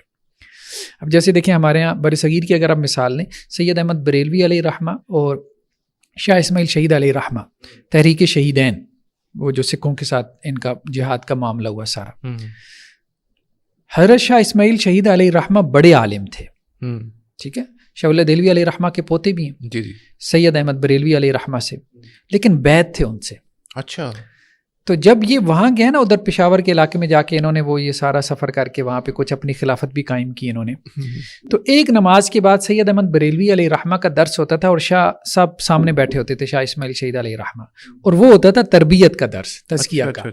اور ایک درس دیتے تھے تعلیم کا، وہ شاہ اسماعیل شہید علیہ رحمہ دیتے تھے اور سامنے سید احمد بریلوی علیہ رحمہ بیٹھے ہوتے تھے. ٹھیک ہے، تو یہ تقسیم بعد میں بہت نکھر کر سامنے آئی اور یہ بات درست تھی. لیکن اس میں نا پھر ڈفرنس اتنا زیادہ پیدا ہو گیا کہ جو پیر صاحب تھے نا، جو ہے یہ خانقاہی نظام کے اندر، وہ بالکل ہی تعلیم سے لا تعلق ہو گئے. یعنی ان کے پاس کوئی بنیادی علم بھی نہیں تھا، جس کی وجہ سے بہت دفعہ میں وہ خرافات میں پڑ جاتے، بدعات کا شکار ہو جاتے، غلط فتوے دینا شروع کر دیتے. اور ادھر وہ جو معلمین تھے نا، ان کا تزکیہ تربیت سے کوئی تعلق نہیں تھا، تو وہ سختی اور ایک خشکی دین کے نام پہ بہت زیادہ نظر آنا شروع ہو گئی. تو ایک کنٹریبیوشن ان کی یہ تھی کہ انہوں نے تربیت کو فوکس کیا، جو کہ فوکس کرنے کی بات تھی. دوسرا صحبت صالحین. تیسرا ہم یہ دیکھتے ہیں کہ جی بڑی تعداد میں لوگوں کا جو ہے وہ اسلام قبول کرنا، پھر اخلاق کو فوکس کرنا، ان کا یہ اچھی کنٹریبیوشن تھی. لیکن وقت کے ساتھ ساتھ جو بدعات اور خرافات، اور یہ جب سے یہ ایک انسٹیٹیوشن بنا ہے تصوف کا ادارہ، مدار پرستی، قبر پرستی جو شروع ہو گئی ہے، اس کے بعد تو اس اسٹرکچر کا گرا دینا زیادہ بہتر ہے بنسبت اس کے کہ اب آپ کہیں کہ اس میں سے کوئی خیر برآمد ہو، تو یہ مشکل لگتا ہے. لیکن اس کا انکار نہیں کرنا چاہیے. یعنی اگر کوئی شخص یہ کہے، کوئی ایسا عمل اس نے کیا ہے کہ جس کا قرآن و حدیث میں ذکر نہیں ہے، اس نے ایسا عمل کیا ہے، لیکن وہ یہ کلیم کرتا ہے کہ جی مجھے تو اس سے بڑا تزکیہ حاصل ہوا ہے، میں تو بڑا اس سے مجھے تو وہ کیفیت حاصل ہو گئی ہے جو مقصود ہے شریعت کی، تو اس شخص کے بارے میں جس عمل کا ذکر نہیں، یہاں پر پورے نظام کی بات نہیں، ہم صرف انڈیویجول عمل کا ذکر کرتے ہیں، تو ہم اس عمل کی مذمت کریں گے یا کہیں گے بھائی تو یہ حاصل ہو گیا تو چلو ٹھیک ہے کوئی بات نہیں. لیکن پھر وہی بات جہاں ہم اسپرچولیٹی سے چلے، سرشاری کی کیفیت جو ہے نا، سرساری کی کیفیت یہ مونکس کو بھی حاصل ہو جاتی ہے. ایسے ہی ٹھیک ہے، بدھ مت کے جو مونکس ہیں، جی جی، اور اسی طرح ہندو مت کے اندر یہ لوگ ایسے تو جنگلوں میں جا کے نہیں رہتے تھے، کیوں دنیا سے بے رغبتی اختیار کرتے تھے. گوتم بدھا کو کیفیات حاصل نہیں ہوئی جو اس نے کہا کہ مجھے انلائٹمنٹ مل گئی ہے، بالکل بالکل ٹھیک ہے، پورے مذہب کی اس نے بنیاد رکھ دی. تو ایسا نہیں ہے، لاکھوں میں فالوورز ہیں ان کے، کیوں چل رہے ہیں. دنیا چھوڑنا کوئی آسان کام ہے؟ بالکل. وہ مطلب اپنی بادشاہت چھوڑ کے چلا گیا، تو اس کو آپ کہتے ہو کچھ نہیں ملا تھا. نہیں، انسان کو کچھ ملا. تو سرشاری کی کیفیت جو ہے نا، یہ سمجھتے ہیں کہ یہ کیفیت اصل ہے، نہیں. تو ابن تیمیہ علیہ الرحمہ نے ایک کتاب لکھی، الفرقان بین اولیاء الرحمن و اولیاء الشیطان. اولیاء شیطان پہ بھی کیفیات طاری ہوتی ہیں. اچھا. تو کچھ کیفیات شیطانی ہوتی ہیں. شیطان بھی آپ کے اوپر غم کی کیفیت طاری کرتا ہے، خوشی کی کیفیت طاری کرتا ہے. کچھ جو ہے وہ کیفیات طاری ہوتی ہیں، نفسانی ہوتی ہیں، آپ کے نفس کے اندر کی کیفیات ہوتی ہیں. کچھ اللہ کی طرف سے ہوتی ہیں. جیسے خوابوں میں 3 قسمیں ہیں نا، اسی طرح سے انسانی کیفیات کی بھی. اب جو اچھا مربی ہوتا ہے وہ بیسیکلی انالیسس کر کے یہ پہچان لیتا ہے کہ یہ رحمانی کیفیت ہے یا شیطانی ہے، یا یہ میری اپنے نفس کی پیدا کر رہا ہے. صحیح. تو ہر کیفیت کو آپ یہ نہیں کہہ سکتے. کیفیات تو سرشاری کی جو ہے وہ اللہ کی نافرمانی میں بھی طاری ہو جائیں گی. وہ کچھ مجرموں کو تو مجرم کر کے بھی حاصل ہو جاتی ہے، وہ تو اس میں تو ہے، یہ تو بات ہے. اچھا، اس میں ایک اب ایسی چیز شاید جس کو نا ہمارے طبقے کے اندر ایک اس کو ناپسند کیا جاتا ہے، لیکن میں اس کا ذکر ضرور کروں گا. ایک رائٹر ہیں، آپ کہہ لیں کہ وہ نا ان کی ایسی خانقاہی کچھ ایسی بھی ہے، طارق محمود چغتائی صاحب ان کا نام ہے. اب وہ کرتے کیا ہیں، وہ چونکہ ان کو پتہ ہے اہل حدیث جو مکتبہ فکر ہے اس کے ہاں پتہ نہیں کس بات سے، لیکن ایک الرجی موجود ہے، ان موضوعات سے الرجی کافی ہے. اب اس الرجی کو تھوڑا ایکسپلائٹ بھی کرتے ہیں. مزے کی بات ہے، انہوں نے بکس کے جو ٹائٹل لکھے میں تو وہ بتاتا ہوں. اہل حدیث کا ذوق تصوف، یہ انہوں نے باقاعدہ اس کے اندر بہت سارے علماء کی فہرست لسٹ دی ہے. اسماعیل سلفی صاحب اور پتہ نہیں کہ ان کے داؤد غزنوی صاحب کتنے مطلب علماء کا وہ ذکر کرتے ہیں لسٹیں بنا کر. ایک مزے کی بات اور تقریب کاری انہوں نے کیا کی، ہمارے دوست ہیں حمید اللہ خان عزیز، ساؤتھ پنجاب سے ہیں، احمد پور شرقیہ سے. انہوں نے مولانا اسحاق بٹی کی سوانح کے اوپر نا ارمغان کے نام سے ایک بک لکھی. طارق محمود چغتائی صاحب نے سیم ارمغان کے نام سیم ٹائٹل کے ساتھ ان کی تصوف کے اوپر کہ ان کے ہاں جو تصوف کے نظریات یا کچھ ایسے اعمال پائے جاتے ہیں اس کے اوپر کتاب لکھتی. تو یہ کہ ان کے ہاں وہ جو انٹرپریٹ کر رہی ہیں، ہمارے ہاں اس کو وہ ہم ایکنالج نہیں کرتے.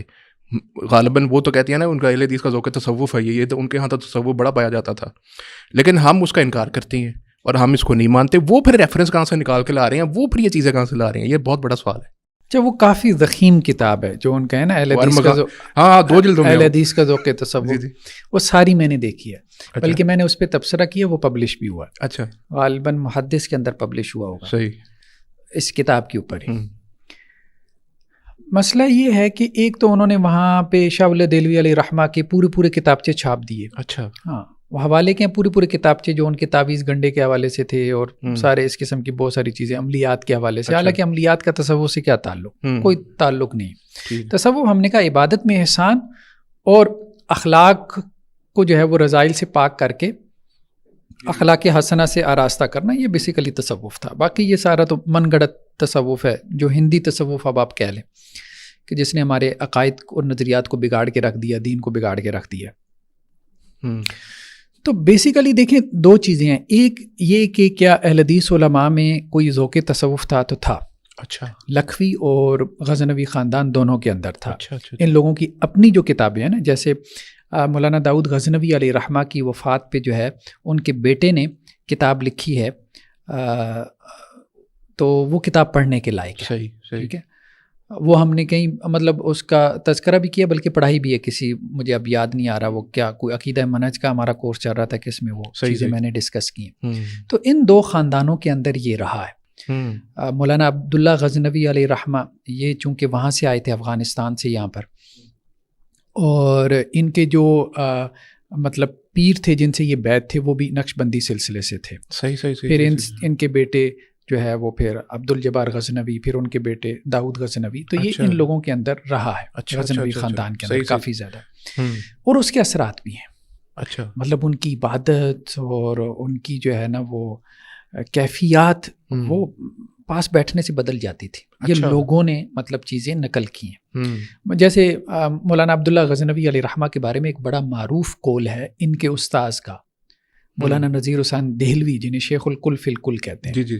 ہمارے سارے اہل حدیث علماء تقریباً سارے جو بر صغیر پاک و ہند کے ہیں، ان کی سند مولانا نذیر حسین دہلوی علیہ رحمہ سے جا کے پھر آگے شاہ ولی دہلوی تک پہنچتی ہے. تو ان کے بڑے شاگردوں میں سے تھے مولانا عبداللہ غزنوی. تو انہوں نے تبصرہ کیا ان کے اوپر، مولانا عبداللہ غزنوی کے اوپر. اچھا، مولانا نذیر حسین دہلوی نے کہ یہ مجھ سے بخاری پڑھ گیا اور مجھے نماز سکھا گیا. اچھا، ہاں، اچھا، صحیح. تو اب یہ وہ بندہ ہے جس نے 80 سال بخاری پڑھائی ہو.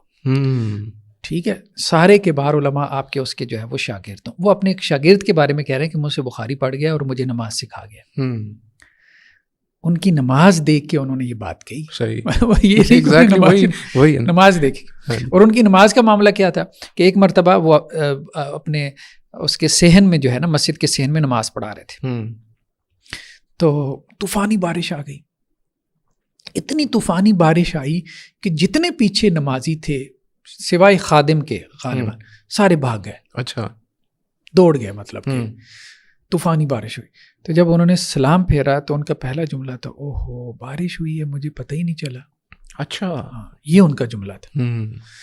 تو یہ ان لوگوں کی یہ چیزیں جو ہے نا اسحاق بٹی صاحب علیہ رحمہ نے کافی نقل کی ہیں. اگر ان کی کتابیں آپ دیکھیں نا، اسحاق بٹی صاحب کی بزم ارجمندہ اور اس طرح کی جو کتابیں ہیں، سیر اور سوانح کے اوپر انہوں نے کافی لکھا ہے. حدیث علماء کے یہ کافی قریب رہے ہیں. جی ایسی.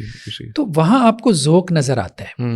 ایون کہ آپ جو ہے نا وہ مولانا ثناء اللہ امرتسری علیہ رحمہ کے اندر بھی جا کے دیکھیں، چونکہ وہ بھی دیوبند میں جا کے پڑھے تھے، تو ان کے اندر بھی یہ چیزیں جو ہے ذوق عبادت سے متعلق کافی نظر آ. بلکہ جس نے قاتلانہ حملہ کیا تھا اس کے گھر وہ جو ہے وہ وظیفہ بیچتے رہے. اچھا. مولانا ثناء اللہ کے اوپر جس نے قاتلانہ حملہ کیا تھا، سر کے اوپر جو ہے وہ کلاڑی ماری تھی، خون و خون ہو گئے تھے. تو وہ بندہ اندر ہو گیا تھا. اچھا. تو ان کو پتہ چلا کہ وہ اندر ہے اور اس کے بیوی بچوں کا خرچہ نہیں چل رہا، تو وہ مسلسل خرچہ بیچتے تھے اس کے گھر. بڑی بات. ٹھیک ہے. اور بریلوی حضرات جو ہے وہ کتاب چھپانے کے لیے آتے تھے تو مفت میں چھاپ دیتے تھے. تو یہ اس پہ میں نے لکھا بھی ہوا. تو وہ بالکل ایک علیحدہ دنیا کے لوگ تھے, مطلب اپنے اخلاق میں. اب دیکھیں مخالف فرقہ ہے, اس کے ساتھ عقائد کا ان کے ساتھ مناظرے بھی چل رہے ہیں, سارا کچھ چل رہا ہے, اور دوسرا کہاں جا کے ان کے ساتھ جو ہے نا وہ کسی بریلوی عالم جس نے ان ساری زندگی ان کے ساتھ جو ہے نا وہ متھا ماری کی اور ان کی مخالفت کی, جب پتہ چلا بیمار ہے گئے اور جا کے پیسے اس کے سرانے رکھ کے آ گئے. تو یہ چیزیں آپ کو اب نظر نہیں آتی. بالکل ایسی ہے, اخلاق میں بھی اور عبادت میں بھی. تو یہ ایک ذوق تھا, جو ذوق جو ہے نا ختم ہو گیا ہے. اور میں یہ سمجھتا ہوں اس میں بڑی وجہ جو ہے یہ, چونکہ سعودی عرب میں یہ ذوق نہیں ہے, وہاں مخالفت زیادہ ہوئی سلفیت کی تحریک کی وجہ سے, تصوف کی مخالفت زیادہ ہوئی. ہمارے یہاں برصغیر پاک و ہند میں جو ہے نا ایک توازن تھا شاہ اللہ دہلوی علیہ رحمہ کی وجہ سے. یعنی انہوں نے ایک تو تقلید سے بھی, تقلیدی جمود سے نکالنے کی کوشش کی, اجتہاد کی طرف جو ہے وہ لے کر آئے, قرآن کا بھی ترجمہ کیا, احادیث کی کتابوں کے ترجمے کیے, اور بہت ساری ایسی چیزیں جو ہے وہ لکھیں. اور دوسرا جو ہے نا اس میں پھر ہمارے یہاں برصغیر پاک و ہند میں یہ تصوف کا چونکہ ذوق تھا, تو اس وجہ سے بھی اگرچہ تصوف میں خرابیاں بھی برصغیر کے تصوف, ہم اس کا انکار نہیں کر رہے. پھر مصلحین بھی ہے, ریفارمر بھی ہے, مولانا اشرف علی تھانوی علیہ رحمہ, ان کی شریعت و طریقت آپ پڑھیں تو بہت ریفارمز انہوں نے کرنے کی کوشش کی. انہوں نے یہی بات کی کہ بھائی طریقت جو شریعت سے آزاد ہے نا, مولانا علی میاں نے بھی یہی بات کی, مطلب اس کی کوئی وقت نہیں ہے, وہ طریقت جو ہے نا وہ ہم اس کو ٹھیک نہیں سمجھتے, یا بہت اس کو قابل تنقید سمجھا. بہت تنقیدیں کی, تصوف کے اندر جو رسم و رواج آ گیا, مولانا تھانوی علیہ رحمہ نے بھی, مطلب وہاں پہ بھی ریفارمرز رہے ہیں. لیکن اس کے باوجود ایک بڑا حلقہ, آپ یوں کہہ لیں 90% جو حلقہ ہے تصوف سے جو متعلق اپنے آپ کو کہتا ہے, وہ سارے خرافات میں پڑے ہیں, شرک بدعات میں, اور قوالی دھمال مکاشفات. اب قبر کے اوپر کھڑے ہو کے مکاشفے ہو رہے ہیں, اس کو تصوف سمجھ لیا, ٹھیک ہے, کہ یہ آدمی کہاں پہنچا ہوا ہے. تو وہ اس طرح کی چیزوں کے اندر جو ہے وہ پڑ گیا, میڈیٹیشن میں مراقبوں میں پڑ گیا ہے, پاس انفاس, اللہ کی ضربیں. حالانکہ اب اللہ مطلب یہ کہ اللہ کا ذکر کہاں, قرآن نے تو حکم دیا قل اللہم, کہیں اللہم. بھائی تم نے کہنا ہی تھا تو اللہم کہہ دیتے, یا اللہ. مطلب انسان اس کے اوپر سوچے بھی, اللہ میں ہوا جو ہے وہ غیب کا صیغہ ہے. اللہ کو آپ نے جو ہے وہ غیب میں رکھ دیا. اللہم میں کا مطلب یہ ہے کہ اے اللہ.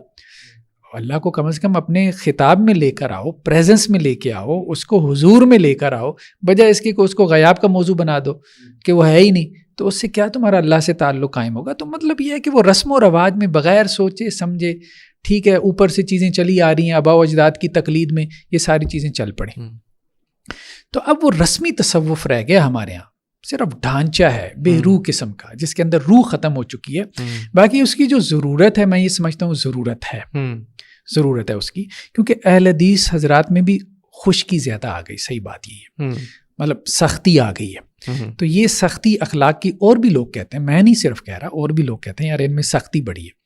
تو یہ جو اخلاق کی نرمی ہے نا, جو ہمارے بڑوں میں تھی, بالکل بڑوں میں تھی, اور جس طرح کے ان کے اخلاق تھے, یا جس طرح ان کی عبادت میں احسان کی کیفیت, وہ نہیں رہ گئی. اس کی وجہ یہ ہے کہ انہوں نے تصوف کی اصلاح کی, اصلاح کی پوزیشن لے کے اس میں جو اچھی چیزیں تھی وہ لی. مجلس ذکر ہوا کرتی تھی مولانا داؤد غزنوی علیہ رحمہ کے, اچھا باقاعدہ مجلس ذکر ہوا کرتی تھی. تو وہ اس کے اثرات بھی تھے. پھر مطلب لوگ یہ کہتے ہیں, بتاتے ہیں, آپ اسحاق بٹی صاحب علیہ رحمہ کی کتابیں پڑھیں, کہتے تھے کہ لوگ جمعہ پڑھنے کے لیے آتے تھے, کیفیت بدل جاتی تھی. بالکل ایسی کیفیت بدل جاتی تھی. اور یہ چیز ہے, دیکھیں کیفیت بدلتی ہے. آپ پتھر کی مطلب یہ ساری برف کی سل کے پاس آپ بیٹھیں گے تو آپ کو جو ہے وہ ٹھنڈک ٹرانسفر ہوگی. آپ آگ کے پاس بیٹھیں گے, گرمائش محسوس ہوگی. تو یہ کیسے ہے کہ ایک ایمان کی بھٹی ہے سینے کے اندر, ایمان جو ہے نا وہ جیسے قرآن کہتا ہے اللہ نور السماوات والارض مثل نوری کمشکات, اللہ کی نور کی مثال بندہ مومن کے دل میں جیسا کہ تاکچہ, اور اس کے اندر یہ اتنا نور, اور وہ آگے ٹرانسفر ہی نہیں ہو رہا. کوئی کیفیت ہی نہیں, جو ساتھ بیٹھا ہوا اس کی کیفیت, اس کی کیا کیفیت, اپنی کیفیت نہیں بدل رہی.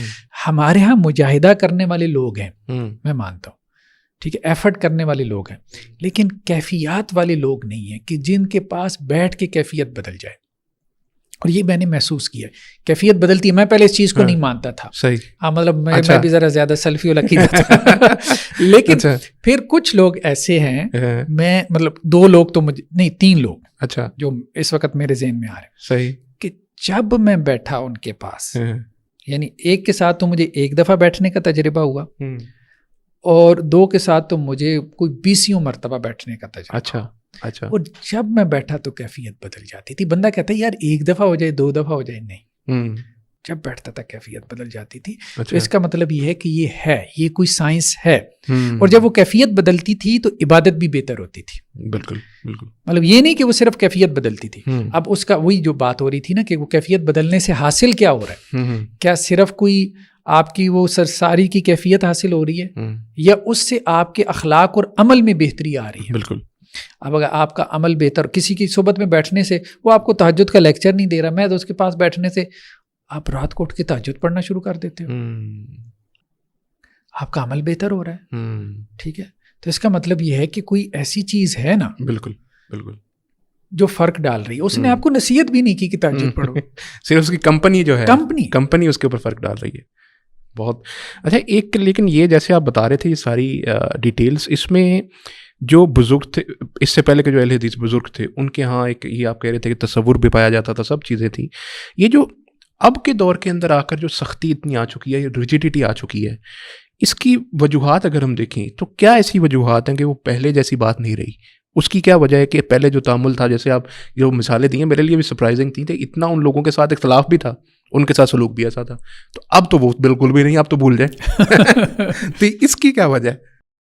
دیکھیں اس کی وجہ جو ہے نا، میرے خیال میں بڑی وجہ تو یہی ہے کہ خود جو تصوف کی طرف اپنی نسبت کرنے والے لوگ تھے نا، تو انہوں نے اس کو کاروبار بزنس بنا لیا. صحیح بات ہے. اچھا. اب جب سب کو نظر آ رہا ہے کہ یار یہ کاروبار بزنس ہے، 100 میں سے آپ کو 90-95 لوگ سارے کاروباری نظر آ رہے ہیں، تماش بین ہیں، خود ان کا عمل سے کوئی تعلق نہیں ہے. مطلب جو اس وقت گدی نشین ہیں، جو آپ کہہ لیں کتنا عمل کرنے والے ہیں، بس زیادہ بس رسمی سا ایک جو ہے وہ داڑھی رکھ لی، جبہ قبا پہن لیا، امامہ باندھ لیا، مسواک ٹانک لی، ٹھیک ہے، جیب کے اندر شلوار ٹخنوں سے اوپر کر لی، اور یہ ذکر کر لو وہ ذکر کر لو، ایک رسم بنا کے رکھ دیا. لیکن یہ ہے کہ ان کی صحبت سے کوئی خدا یاد آتا ہو، کوئی کیفیات بدلتی ہوں، تو وہ والا معاملہ نہیں ہے. ایک وقتی طور پہ ٹھیک ہے جوش چڑھتا ہے، وہ تبلیغ میں آپ جاتے ہو، وہ دعوت اسلامی میں لوگ چلے گئے کسی جماعت میں، وہ ایک وقتی جوش ہوتا ہے، وہ فیزز آتے ہیں انسان کے اوپر، لیکن وہ مقامات نہیں بنتے، وہ حالات اور کیفیات ہوتی ہیں. جو بندہ آپ کا مقام بنا جائے نا، مقامات جو ہم نے شروع میں مستقل تبدیلی آپ کے اندر پیدا کرتے ہیں، یہ بیسیکلی اوریجنل آدمی ہے. ٹھیک ہے، اور یہ تبدیلیاں تو انسان کے اندر جو ہے وہ کہیں سے بھی آ جاتی ہیں. تو بیسیکلی خود وہ زوال کا شکار ہو گیا. ہمارے ہر ادارہ زوال کا شکار ہوا ہے نا، تعلیم بھی زوال کا شکار ہوئی، تو تصوف کا ادارہ بھی زوال کا شکار ہوا. تو اب جب اس کو دیکھا انہوں نے، تو ایک طرح سے آپ کہہ بھی سکتے ہیں کہ وہ حق بجانب تھے، کہ ان کو کوئی ایسا بندہ ملا ہی نہیں، انہیں کسی ایسے بندی کی صحبت ہی نہیں. جیسے میں اب مخالفت ہی کرتا رہا جب تک مجھے کسی ایسے بندے کی صحبت ہی نہیں حاصل ہوئی. میں یہ سمجھتا رہا یار یہ ایسی ہے، فضول سی باتیں. لیکن جب صحبت حاصل ہوئی پھر پتہ چلا کہ نہیں یار یہ ایک علیحدہ دنیا ہے. تعلیم اور چیز ہے، تربیت بالکل اور چیز ہے. تعلیم کے رجال کار اور ہیں، تربیت کے اور ہیں. مولانا عبد القادر رائے پوری جیسے یہ دیوبند کے بڑے تھے، ان سے لوگ بیعت بھی ہوتے تھے. اب لوگ ان کے پاس آتے تھے کہ جی آپ جو ہے نا، جیسے مثال کے طور پہ ایک مسئلہ ہم لیتے ہیں. مسئلہ یہ ہے کہ جی مجھے آپ کو سب کو ہمیں نماز میں خیال آتے ہیں. لوگ ہم سے بھی پوچھتے ہیں، بہت اہم بات، مطلب نماز میں خیالات کیسے دور کریں. ٹھیک ہے، اب ایک بندہ اصلاح کرنا چاہتا ہے نا، عبادت میں احسان پیدا کرنا چاہتا ہے، تو سب سے پہلے کیا کہ بھائی نماز میں خیالات جو ہے وہ میرے ختم ہوں اور اللہ کی طرف میری توجہ. ٹھیک. اب اس نے ارادہ کر لیا. اب وہ کسی اہل حدیث عالم سے پوچھے گا، کیا جواب دے گا؟ ایک ہی جواب ہے رٹا رٹایا. اللہ کے رسول صلی اللہ علیہ وسلم کی حدیث ہے، ٹھیک ہے، کہ ایک صحابی نے آپ علیہ السلام سے کہا کہ جب مجھے خیالات آتے ہیں تو اللہ کے رسول نے کہا بھائی ایک شیطان ہے، اس کا نام ہے خنزب. جی ٹھیک ہے، تو یہ پڑھ لیا کرو اللہ انی اعوذ بک من الخنزب. ٹھیک ہے، اور ایسے کر دو تو وہ اس صحابی کا تو ہو گیا. ٹھیک، آپ کا نہیں ہوتا، کسی کا بھی نہیں ہوتا. اب کر لے. اچھا، کوئی بھی کر کے دیکھ لے. صحیح. اب یہ نہیں کہہ رہے کہ ہمارا نہیں ہوتا، کر کے دیکھ لے. سائنس کو سمجھنے کی ضرورت ہے. اس کا کیوں ہو گیا تھا، آپ کا کیوں نہیں ہو رہا. ٹھیک ہے، اب مولانا اچھا اب یہ ایک ٹیکنیک ہے. ٹھیک ہے، اصل بات یہ ہے نا کہ یہ ہم نہیں کہہ رہے کہ اللہ کے رسول نے کہہ دیا تو نہیں ہوگا. گہرائی اور فقاہت کی بہت ضرورت ہے. جیسے نصوص میں کی تشریح میں ایک لٹرلزم پیدا ہو گیا, تو اسی طرح وہ جو تربیت سے متعلق روایات اور آیات اور احادیث تھی ان کے حوالے سے بھی ایک لٹرلزم پیدا ہو گیا, اور لوگوں نے ظاہری معنی لے کے یہ سمجھا کہ شاید یہ کام اسی طرح سے ہی ہوتا ہے. گہرائی نہیں رہ گئی. ٹھیک ہے, گہرائی بہت ضروری ہے. یہ گہرائی پیدا ہوتی ہے جس طرح کسی فقیہ کے ساتھ رہ کے گہرائی پیدا ہوتی ہے, اسی طرح جو اچھا مربی اور مذکی ہوتا ہے نا وہ آپ کے اندر گہرائی پیدا کرتا ہے. اب بعض اوقات ایک صاحب مجھ سے اختلاف کر کے کہنے لگے کہ حافظ صاحب یہ آپ کے یہ نظریات ہیں, انا احبک فی اللہ. اچھا ٹھیک ہے, تو میں فوراً اس کو کہنے لگا, پھر میں رک گیا. اچھا کہ تم مجھ سے اللہ کے لیے محبت نہیں کرتے, اپنے نفس کے لیے کرتے ہو. اچھا, اس کی وجہ کیا؟ اس کی وجہ یہ ہے کہ اللہ کے لیے جو محبت ہوتی ہے نا, اس کے اندر کوئی کنڈیشن, کوئی شرط نہیں ہوتی. اس میں آپ, جیسے مجھے آپ سے محبت ہے, جیسے آپ ہیں مجھے آپ سے محبت ہے. یہ نہیں ہے کہ آپ میرے مطابق ہو جاؤ. ایگزیکٹلی. ٹھیک ہے, میں پہلے یہ خواہش رکھوں کہ آپ میرے مطابق ہو جاؤ. اچھا, اب وہ جو محبت کا اظہار بھی کر رہا ہے نا, بیسیکلی آپ اس کو گہرائی سے دیکھیں, وہ بیسیکلی محبت کا اظہار اس لیے کر رہا ہے کہ میں اس کے مطابق ہو جاؤں, اس کے نظریات اختیار کر لوں. وہ بیسیکلی اس جملے کو ایک ٹول کے طور پہ استعمال کر رہا ہے. اب بات سمجھ رہے ہیں؟ اور اگر میں اس کے نظریات کے مطابق نہیں ہوں گا, یا کبھی میں اس کو کرٹیسائز کر دوں گا, تو اس کی ساری محبت جو ہے وہ دائیں بائیں ہو جائے گی, اور وہ میرے ساتھ وہ کر دے گا. بالکل, جس کا کوئی مطلب, یہ تو مطلب کے لیے ہوگا. تو یہ گہرائی جو ہے نا بہت زیادہ پیدا کرنے کی ضرورت ہوتی ہے اس بات کو سمجھنے کے لیے. مولانا عبد القادر رائے پوری جو ہے ان کے پاس, وہ مسجد میں ایسے بیٹھے ہوتے تھے, لوگ آتے تھے. اب ایک بندہ آ گیا, حضرت جو ہے نا وہ نماز میں خیالات آتے, ٹھیک ہے چلو جاؤ وضو کر کے آؤ. وضو کر کے آ گیا, اچھا یہ کونے میں چلے جاؤ اور 2 رکعتیں پڑھو. 2 رکعتیں پڑھتا, حضرت آ گیا ہوں, خیال آیا ہے؟ جی آیا ہے. اچھا جاؤ واپس جاؤ. اچھا 2 رکعتیں پڑھ کے آؤ, اور اس خیال سے پڑھنی ہے کہ کوئی خیال نہ آئے. چلا گیا, پھر پڑھ کے آ گیا, خیال آیا ہے, چلو جاؤ 2. اچھا, اب بات یہ ہے کہ اب یہ ایک پریکٹیکل چیز ہے.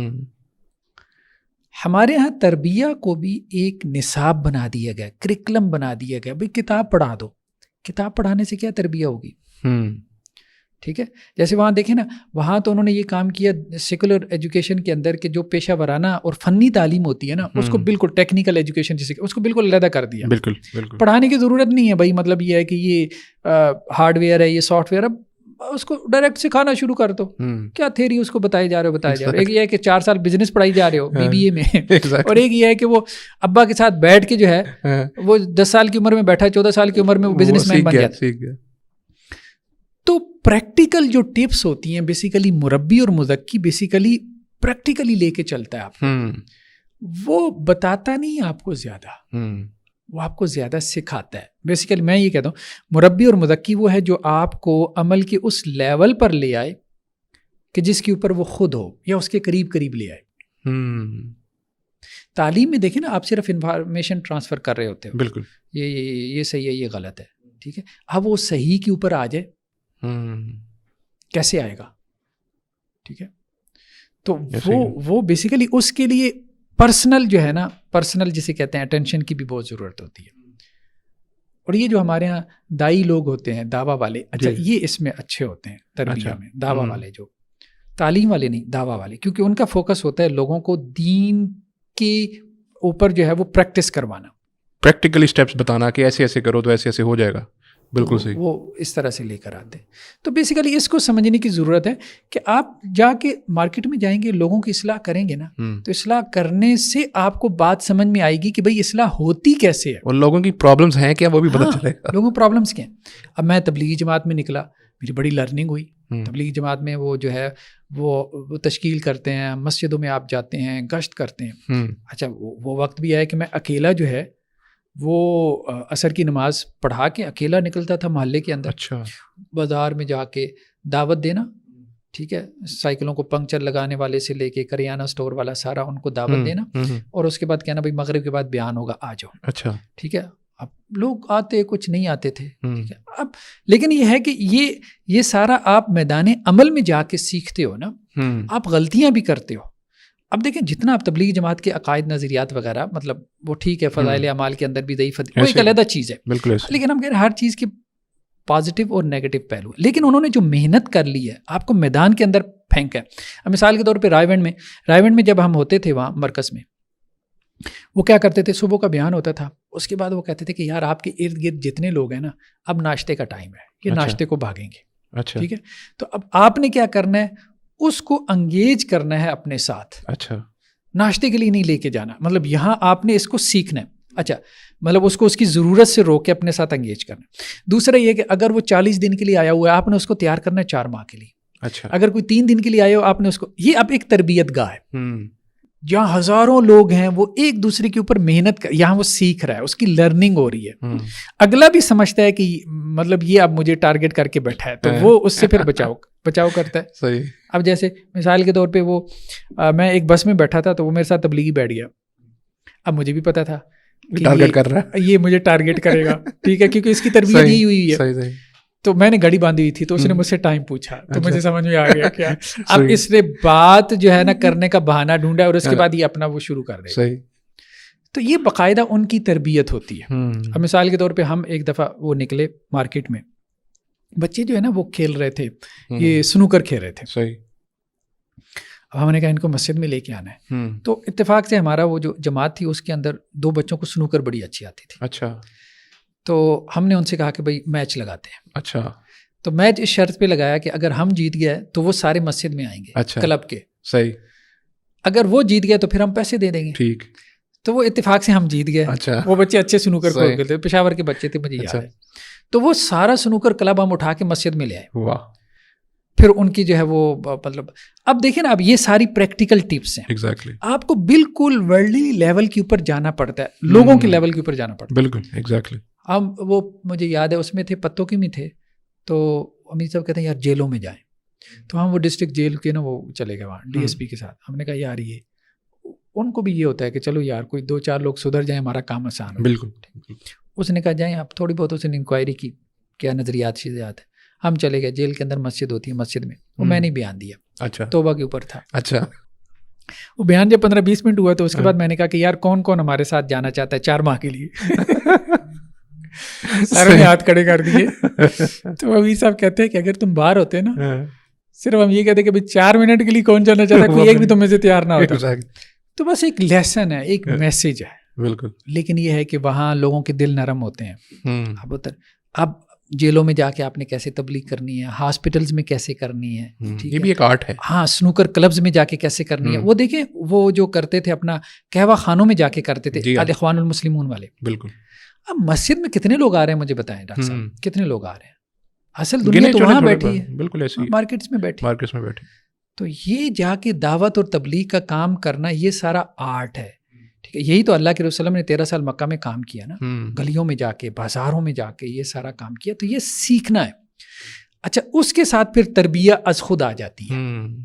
جب آپ لوگوں کے پیچھے رلتے ہیں نا، آپ کا ٹارگٹ یہ ہو جاتا ہے کہ اس کو میں نے اپنے ساتھ لگانا ہے. جب آپ رلتے ہیں نا، پھر آپ کا اصل میں تزکیہ ہوتا ہے. ایگزیکٹلی. ہاں، آپ اپنے مقام سے، مرتبے سے آپ جب آپ گرتے ہیں نا، کوئی شیخ صاحب کہنے والا نہیں ہے، کیونکہ آپ کو جانتا ہی نہیں ہے، آپ اجنبی ہو. بالکل. ٹھیک ہے. تو وہاں تو آپ ایک عام انسان. اچھا، اب ایک اہم پوائنٹ، بلکہ بہت اہم پوائنٹ آج کل کے حوالے سے ہے، کیونکہ آج کل کے حوالے میں نا یہ، کیونکہ میری فیلڈ سے بھی ریلیٹڈ ہے، مجھے بھی ایسی چیزیں بہت زیادہ ایسے کیس سننے کو ملتے ہیں کہ لوگوں کی جو ایموشنل ہیلتھ ہے، اور جو خصوصاً آپ کے بھی سننے میں آتا ہوگا، بڑے لوگ ڈپریشن میں جا رہے ہیں، یہ ہو رہا ہے، وہ ہو رہا ہے. سب سے پہلے یہ کہ کیا یہ بھی کوئی ایک روحانی بیماری ہے، یا اس کو ہم کس طرح انٹرپریٹ کریں گے؟ اور جو روحانی بیماریاں ہوتی ہیں ان کے علاج کے لیے بھی کوئی ہمارے پاس میکانزم موجود ہے؟ اگر وہ ہے تو وہ بھی ضرور بتائیں تاکہ لوگوں کی اس میں ہیلپ ہو سکے.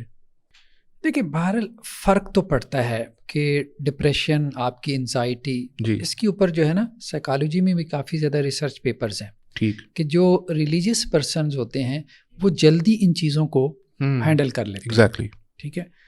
مطلب خدا کے اوپر جو فیتھ ہے، جو بلیو، جو ایک ایمان ہے، وہ ایک آپ کہہ لیں ایکسٹرا فیکٹر بن جاتا ہے. ان چیزوں سے آپ کو وہ ایک ایڈوانٹیج ہے، وہ ایڈوانٹیج آپ کے لیے ہو جاتا ہے. یہ بات بہت حد تک جو ہے وہ آپ کہہ لیں کہ جی ایکسیپٹیڈ ہے یا ثابت شدہ ہے. جہاں تک یہ مسئلہ ہے نا کہ ہمارے یہاں ایک غلط فہمی پیدا ہوئی کہ صاحب ایمان کو ڈپریشن پیدا نہیں ہوتا. ہاں، یہ پوائنٹ، یہ غلط بات ہے. یہ ٹھیک نہیں ہے. یا اس کو انزائٹی نہیں ہوتی، ایسا نہیں ہے. ٹھیک ہے. جیسے دیکھیں، اللہ کے نبی صلی اللہ علیہ وسلم کے اوپر بھی غم آتا تھا. جیسے وہ جو سال ہے نا 10 نبوی، اس کو عام الحزن کہا گیا، ایئر آف سارو. ایگزیکٹلی. ٹھیک ہے، وہ اس لیے کہا گیا کہ آپ علیہ السلام کے 2 جو بڑے آپ کہہ لیں سپورٹر تھے، سیدہ خدیجہ رضی اللہ عنہا اور ابو طالب جو ہے وہ دنیا سے چلے گئے، اور آپ کے اوپر ایک غم کی کیفیت طاری ہوئی. بالکل. پھر ہم دیکھتے ہیں حضرت یعقوب علیہ السلام، وَابْيَضَّتْ عَيْنَاهُ مِنَ الْحُزْنِ، کہ رو رو کے حضرت یوسف علیہ السلام کی جو ہے وہ جدائی میں ان کی آنکھیں جو ہے وہ سفید ہو گئیں، بنائی جاتی رہی، اور وہ اپنے اندر ہی اندر سے گل رہے تھے، یہاں تک کہ گھر والوں نے کہا کہ آپ تو اپنے آپ کو ہلاک کر لیں گے. یعنی گھر والوں کو ترس آنا شروع ہو گیا ان کی کیفیت کے اوپر. ٹھیک ہے، تو اس لیے اس کی ہمیں جو ہے وہ مثالیں تو مل جاتی ہیں، مطلب یہ ہم نہیں کہہ سکتے. اس کی وجہ یہ کہ یہ ڈپریشن ہے، انزائٹی ہے، یہ جتنی بھی کیفیات ہیں یہ سب آزمائش ہیں، اور اللہ تعالیٰ نے دنیا کو ٹیسٹ بنایا، آزمائش بنایا. ٹھیک ہے، وہ آزمائش جسمانی بھی ہو سکتی ہے، مالی بھی ہو سکتی ہے، روحانی بھی ہو سکتی ہے، ذہنی بھی ہو سکتی ہے. کسی اعتبار سے بھی آپ کے اوپر آزمائش آ سکتی ہے. بیسیکلی وہ آزمائش آپ کے درجات، ہمارا اسلامک پرسپیکٹو کیا ہوگا کہ یہ آزمائش میرے درجات کو بلند کرے گی. اچھا، یہ اسلامک پرسپیکٹو آپ کے اندر ریزیلینس پیدا کرے گا. یعنی وہ صدمے کے خلاف جو ہے نا آپ کے اندر ایک آپ کہہ لیں کہ یہ قوت برداشت پیدا ہو جائے گی. پھر صبر کا کانسیپٹ ہے. اب دیکھیں نا، اگر بندے مومن جو ہے وہ اس کو غم دکھ پریشانی پہنچتی نہیں تو صبر کس چیز کے اوپر کرے گا؟ قرآن تو 2 ہی رویوں سے بھرا پڑا ہے، صبر سے اور شکر سے. ٹھیک ہے، تو وہ صبر کرے گا، صبر تو غم کے اوپر. تو وہ یہ ہے کہ بندے مومن کے اوپر بھی یہ کیفیات طاری ہوتی ہیں، بالکل، لیکن وہ اپنے صبر کی وجہ سے اور اپنے دوسرے جو مقامات ہیں اندر کی کیفیات کی وجہ سے وہ ان سے گزر جاتا ہے، آسانی سے گزر جاتا ہے. جیسے ایک حدیث میں آتا ہے نا کہ بندے مومن کی مثال ایسے ہے کہ جیسے ایک چھوٹا سا پودا نکلتا ہے. جب وہ پودا نکلتا ہے نا تو تیز ہوا چلتی ہے. جب تیز ہوا چلتی ہے نا تو اس پودے کو جھکا دیتی ہے، یہاں تک کہ زمین تک لگا دیتی ہے، بالکل، کبھی ادھر کبھی ادھر. ٹھیک ہے، لیکن اس کے باوجود جب ہوا تھوڑی کم ہوتی ہے تو وہ کھڑا ہو جاتا ہے. یعنی اس کے اندر لچک اتنی ہوتی ہے کہ وہ آزمائش اس کو گرا دے گی، ہو سکتا ہے بستر پہ بھی گرا دے، لیکن جیسے ہی وہ آزمائش آگے پیچھے ہوگی وہ پھر کھڑا ہو جائے گا، اس کو کوپ کرنا آ جائے گا. ہاں، اصل بات یہ وہ کھڑا ہو جاتا ہے، وہ سوسائڈ کی طرف نہیں جائے گا. آپ یہ نہیں کہہ سکتے کہ ایمان اور سوسائڈ جمع ہو جائے گی، ایمان اور سوسائڈ جمع نہیں ہوگا. ایگزیکٹلی. وہ کمزور انسان ہے جو کہتا ہے کہ جی میں لڑ نہیں سکتا آزمائش کے ساتھ. ٹھیک ہے، اس کے اندر ایمان کی کمی ہے، اس لیے آپ علیہ السلام نے ایسے شخص کی جنازہ بھی نہیں پڑھائی. ٹھیک ہے، ہاں، لیکن جو ڈٹا ہوا ہے، جو کھڑا ہوا ہے کہ نہیں بس ٹھیک ہے، لائف ہے ہی ایسی، اللہ نے لائف کو ڈیزائن ہی ایسے کی ہے، بس اب گزارنی ہے. دنیا میں آئی مرنے کے لیے، دنیا میں اگر سکھ ہے تو دکھ بھی ہے، بالکل، آسانی ہے تو اس کے ساتھ اللہ نے. تو جب اس کو یہ بات سمجھ میں آ جاتی ہے تو پھر وہ کہتا ہے کہ بس اس کو گزارنا ہے، اب اس کو گزارنا ہے اور اسی طرح سے گزارنا ہے. یعنی میرے ذہن کے مطابق تو نہیں. اب دیکھیں نا، بیسیکلی یہ کیوں چیز پیدا ہوتی ہے؟ ایک چیز ہے میرے ذہن میں اور ایک ہے باہر کے حالات. بالکل، میں یہ چاہتا ہوں کہ یہ ڈفرینس ختم ہو جائے، باہر کے حالات میرے ذہن کے مطابق ہو جائیں. ٹھیک ہے، مطلب ایک لڑکی مثال کے طور پہ نہیں مل رہی اس کو، ٹھیک ہے، اب وہ چاہتا ہے کہ جی وہ مجھے مل جائے، بالکل، یا یہ جاب نہیں مل رہی تو یہ مجھے بالکل. اب 2 صورتیں، یہ ڈفرینس کیسے ختم ہو سکتا ہے؟ ایک تو یہ ڈفرینس ختم ہو سکتا ہے کہ باہر کے حالات میری خواہش کے مطابق ہو جائیں. ٹھیک ہے. دوسرا یہ ہے کہ میری خواہش یا میرے ذہن جو ہے وہ باہر کے حالات کو ایکسیپٹ کر لے. دونوں طرح سے ڈفرینس ختم ہو جائے گا. بالکل ہو جائے گا. باہر کے اوپر تو میرا اختیار نہیں ہے. لوگ اکثر اس پہ محنت کرتے ہیں، کہتے ہیں وہ وظیفہ بتاؤ کہ میرے قدموں میں آ جائے، محبوب قدموں میں، میرے مسئلے حل ہو جائیں. بالکل. حالانکہ اس سے آسان ورکنگ یہ ہوتی ہے کہ آپ اپنے ذہن کو اس کے مطابق کر لو، ڈفرینس ختم کر لو، ایکسیپٹ کر لو. اپنے اوپر تو اختیار ہے نا، اپنے اوپر تو اختیار. اچھا، یہ جو آپ کے CTB والے ہوتے ہیں، CBT کہتے ہیں، کاگنیٹو بیہیویئر تھراپی، تو وہ اصل میں اسی کے اوپر محنت کرتے ہیں. ٹھیک ہے، کاؤنسلنگ کے ذریعے سے اور تھراپیز کے ذریعے سے کہ آپ کے ذہن آپ میں ایکسیپٹنس پیدا کریں. اب لوگ اب یہ ایکسیپٹنس آتی نہیں. ہمارے ہاں تو سارا صبر کا جو ہے وہ ہے ہی، یہ سارا صبر کا مثال کے طور پہ سارا ہے ہی ایکسیپٹنس کا ماڈل ہے. بالکل ایسے ہی. اچھا، اس میں ایک ہم آخر پہ اس کو اگر ہم سم اپ کریں، سب سے زیادہ اہم چیز جو اس میں جاننے کی ہے وہ یہ ہے کہ رسول اللہ صلی اللہ علیہ وسلم نے بھی صحابہ کی تربیت کے لیے، ان کے تزکیے کے لیے کوئی ایک میکنزم اپنایا ہوگا ایک پاتھ وے فالو کیا ہوگا, اور اسی کے ذریعے سے پھر ظاہر ہے کہ رسول اللہ صلی اللہ علیہ وسلم کی اس تربیت کے نتیجے میں صحابہ کا تزکیہ ہوا. وہ میکنزم آج کے دور میں اگر ہم دیکھیں, ویسے تو اصولاً آئیڈیل اسٹیٹ وہ مدارس کے اندر پریکٹس کیا جانا چاہیے, لیکن یہاں پر کیا وہ ہوتا ہے یا کس حد تک ہوتا ہے اس میں تو میں کوئی رائے نہیں دیتا, کیونکہ بہت سی چیزیں ایسی ہیں. فار ایگزامپل دنیا داری ہے, فار ایگزامپل تو لگتی ہے وہ کہ وہ ضد ہے روحانیت کی, لیکن دنیا داری کی کہیں کہیں ضرورت بھی ہوتی ہے, ایک متضاد رائے ہے. تو ہمیں وہ ماڈل کیسے فالو کرنا چاہیے جو رسول اللہ صلی اللہ علیہ وسلم کا تزکیہ کا ماڈل تھا صحابہ کے لیے, اور اس کو اپلائی کرنے کے لیے کون سی جگہ, کیا ہم اس کو گھر میں اپلائی کریں, کسی مدرسے میں اپلائی کریں تو کیسے, اور کیا یہاں پر واقعی ایسا ہوتا بھی ہے یا نہیں ہوتا؟ دیکھیے, ایک تو میں ڈاکٹر صاحب یہ اپنے آپ کے وساطت سے اپنے ناظرین کو بھی بتاؤں گا کہ ایک کتاب ہے ہماری صالح اور مسلح کے نام سے. جی جی جی بالکل, 600 صفحات کے اوپر ہے. تو اس میں ہم نے, اس کا پورا نام یہ ہے کہ سلف صالحین کے منہج پر تزکیہ نفس اور اصلاح احوال کا پروگرام. ٹھیک ٹھیک. صالح کا مطلب یہ ہے کہ خود نیک بننا, مسلح کا مطلب یہ ہے کہ دوسروں کو نیکی کے اوپر لے کر آنا. تو نبوی منہج اور طریقہ کار کے آپ یوں کہہ سکتے ہیں. وہ اگر تفصیل کے لیے دیکھنا ہو تو اس کو دیکھا جا سکتا ہے. باقی یہ ہے کہ قرآن مجید کی جو آیت ہم نے کہا, قرآن میں کوئی 4 مرتبہ یہ آیت مختلف انداز سے آئی ہے کہ آپ علیہ السلام کا یہ وظیفہ بیان کیا گیا, یتلو علیہم آیاتہ ویزکیہم ویعلمہم الکتاب والحکمہ. 4 چیزیں ہیں اس میں, تلاوت آیات, تزکیہ اور تعلیم کتاب اور حکمت. 4 چیز. اب ایک سوال یہ پیدا ہوا کہ تعلیم پہلے ہے یا تزکیہ پہلے ہے, یا تعلیم یا تربیت میں سے کس کو آپ مقدم کریں گے. کچھ لوگ اس طرف چلے گئے کہ آپ تعلیم کی طرف جائیں, کچھ لوگ اس طرف چلے گئے کہ آپ جو ہے وہ تزکیہ کی طرف جائیں. پھر تزکیہ میں آگے ایک اور سوال پیدا ہوا کہ تحلیہ مقدم ہے یا تخلیہ مقدم ہے. خیر اس کو میں بعد میں کھولتا ہوں. ٹھیک. سب سے پہلے ہم اس سوال کو لے لیں. دیکھیں بات یہ ہے کہ اگر آپ تزکیہ کی طرف پہلے جاتے ہیں تو پھر مطلب یہ ہے کہ تعلیم کے بغیر تزکیہ ہوگا. صحیح علم آپ کے پاس ہے ہی نہیں. بالکل ٹھیک. تو آپ تو بدعات اور خرافات کو داخل کر لیں گے اپنے تزکیہ میں. بالکل ٹھیک ہے. تو لیکن کچھ لوگوں نے یہاں سے استدلال کیا اس آیت سے, یتلو علیہم آیاتہ ویزکیہم ویعلمہم الکتاب, کہ پہلے تزکیہ ہونا چاہیے. اچھا, ذکر اس کا پہلے ہے, مطلب ذکر اس کا پہلے ہے, لیکن واو جمع کے لیے ہوتی ہے. اس کا جواب یہ دیا جاتا ہے کہ واو مطلقاً جمع کے لیے ہوتی ہے. جیسے ہم کہیں جا زید و حامد, زید اور حامد آئے, تو اس کا مطلب یہ نہیں کہ زید پہلے آیا وہ اکٹھے آئے, مطلب آگے پیچھے بھی آ سکتے ہیں. ٹھیک ہے. واو کا مطلب ہوتا ہے یہ 4 کام مطلب کرو. ٹھیک ہے, یہ ترتیب اس میں ضروری نہیں ہوتی. تو خیر بہرحال یہ ایک کویسچن رہا ہے. اس میں ایک بات جو ہے نا, پھر بعض لوگوں نے یہ بات کہی کہ جی دیکھیں اگر پہلے تعلیم ہو جائے گی تو وہ تعلیم تو بہرو قسم کی تعلیم ہوگی. ٹھیک ہے, رسمی قسم کی تعلیم ہوگی, تو اس تعلیم کا اس کو فائدہ نہیں ہوگا کیونکہ اس کا تزکیہ نہیں ہوا. ٹھیک ہے. مثال کے طور پہ ایک ہی کلاس میں لوگ بیٹھے ہوتے ہیں تو ہر ایک کی لرننگ ایک جیسی نہیں ہوتی. بالکل.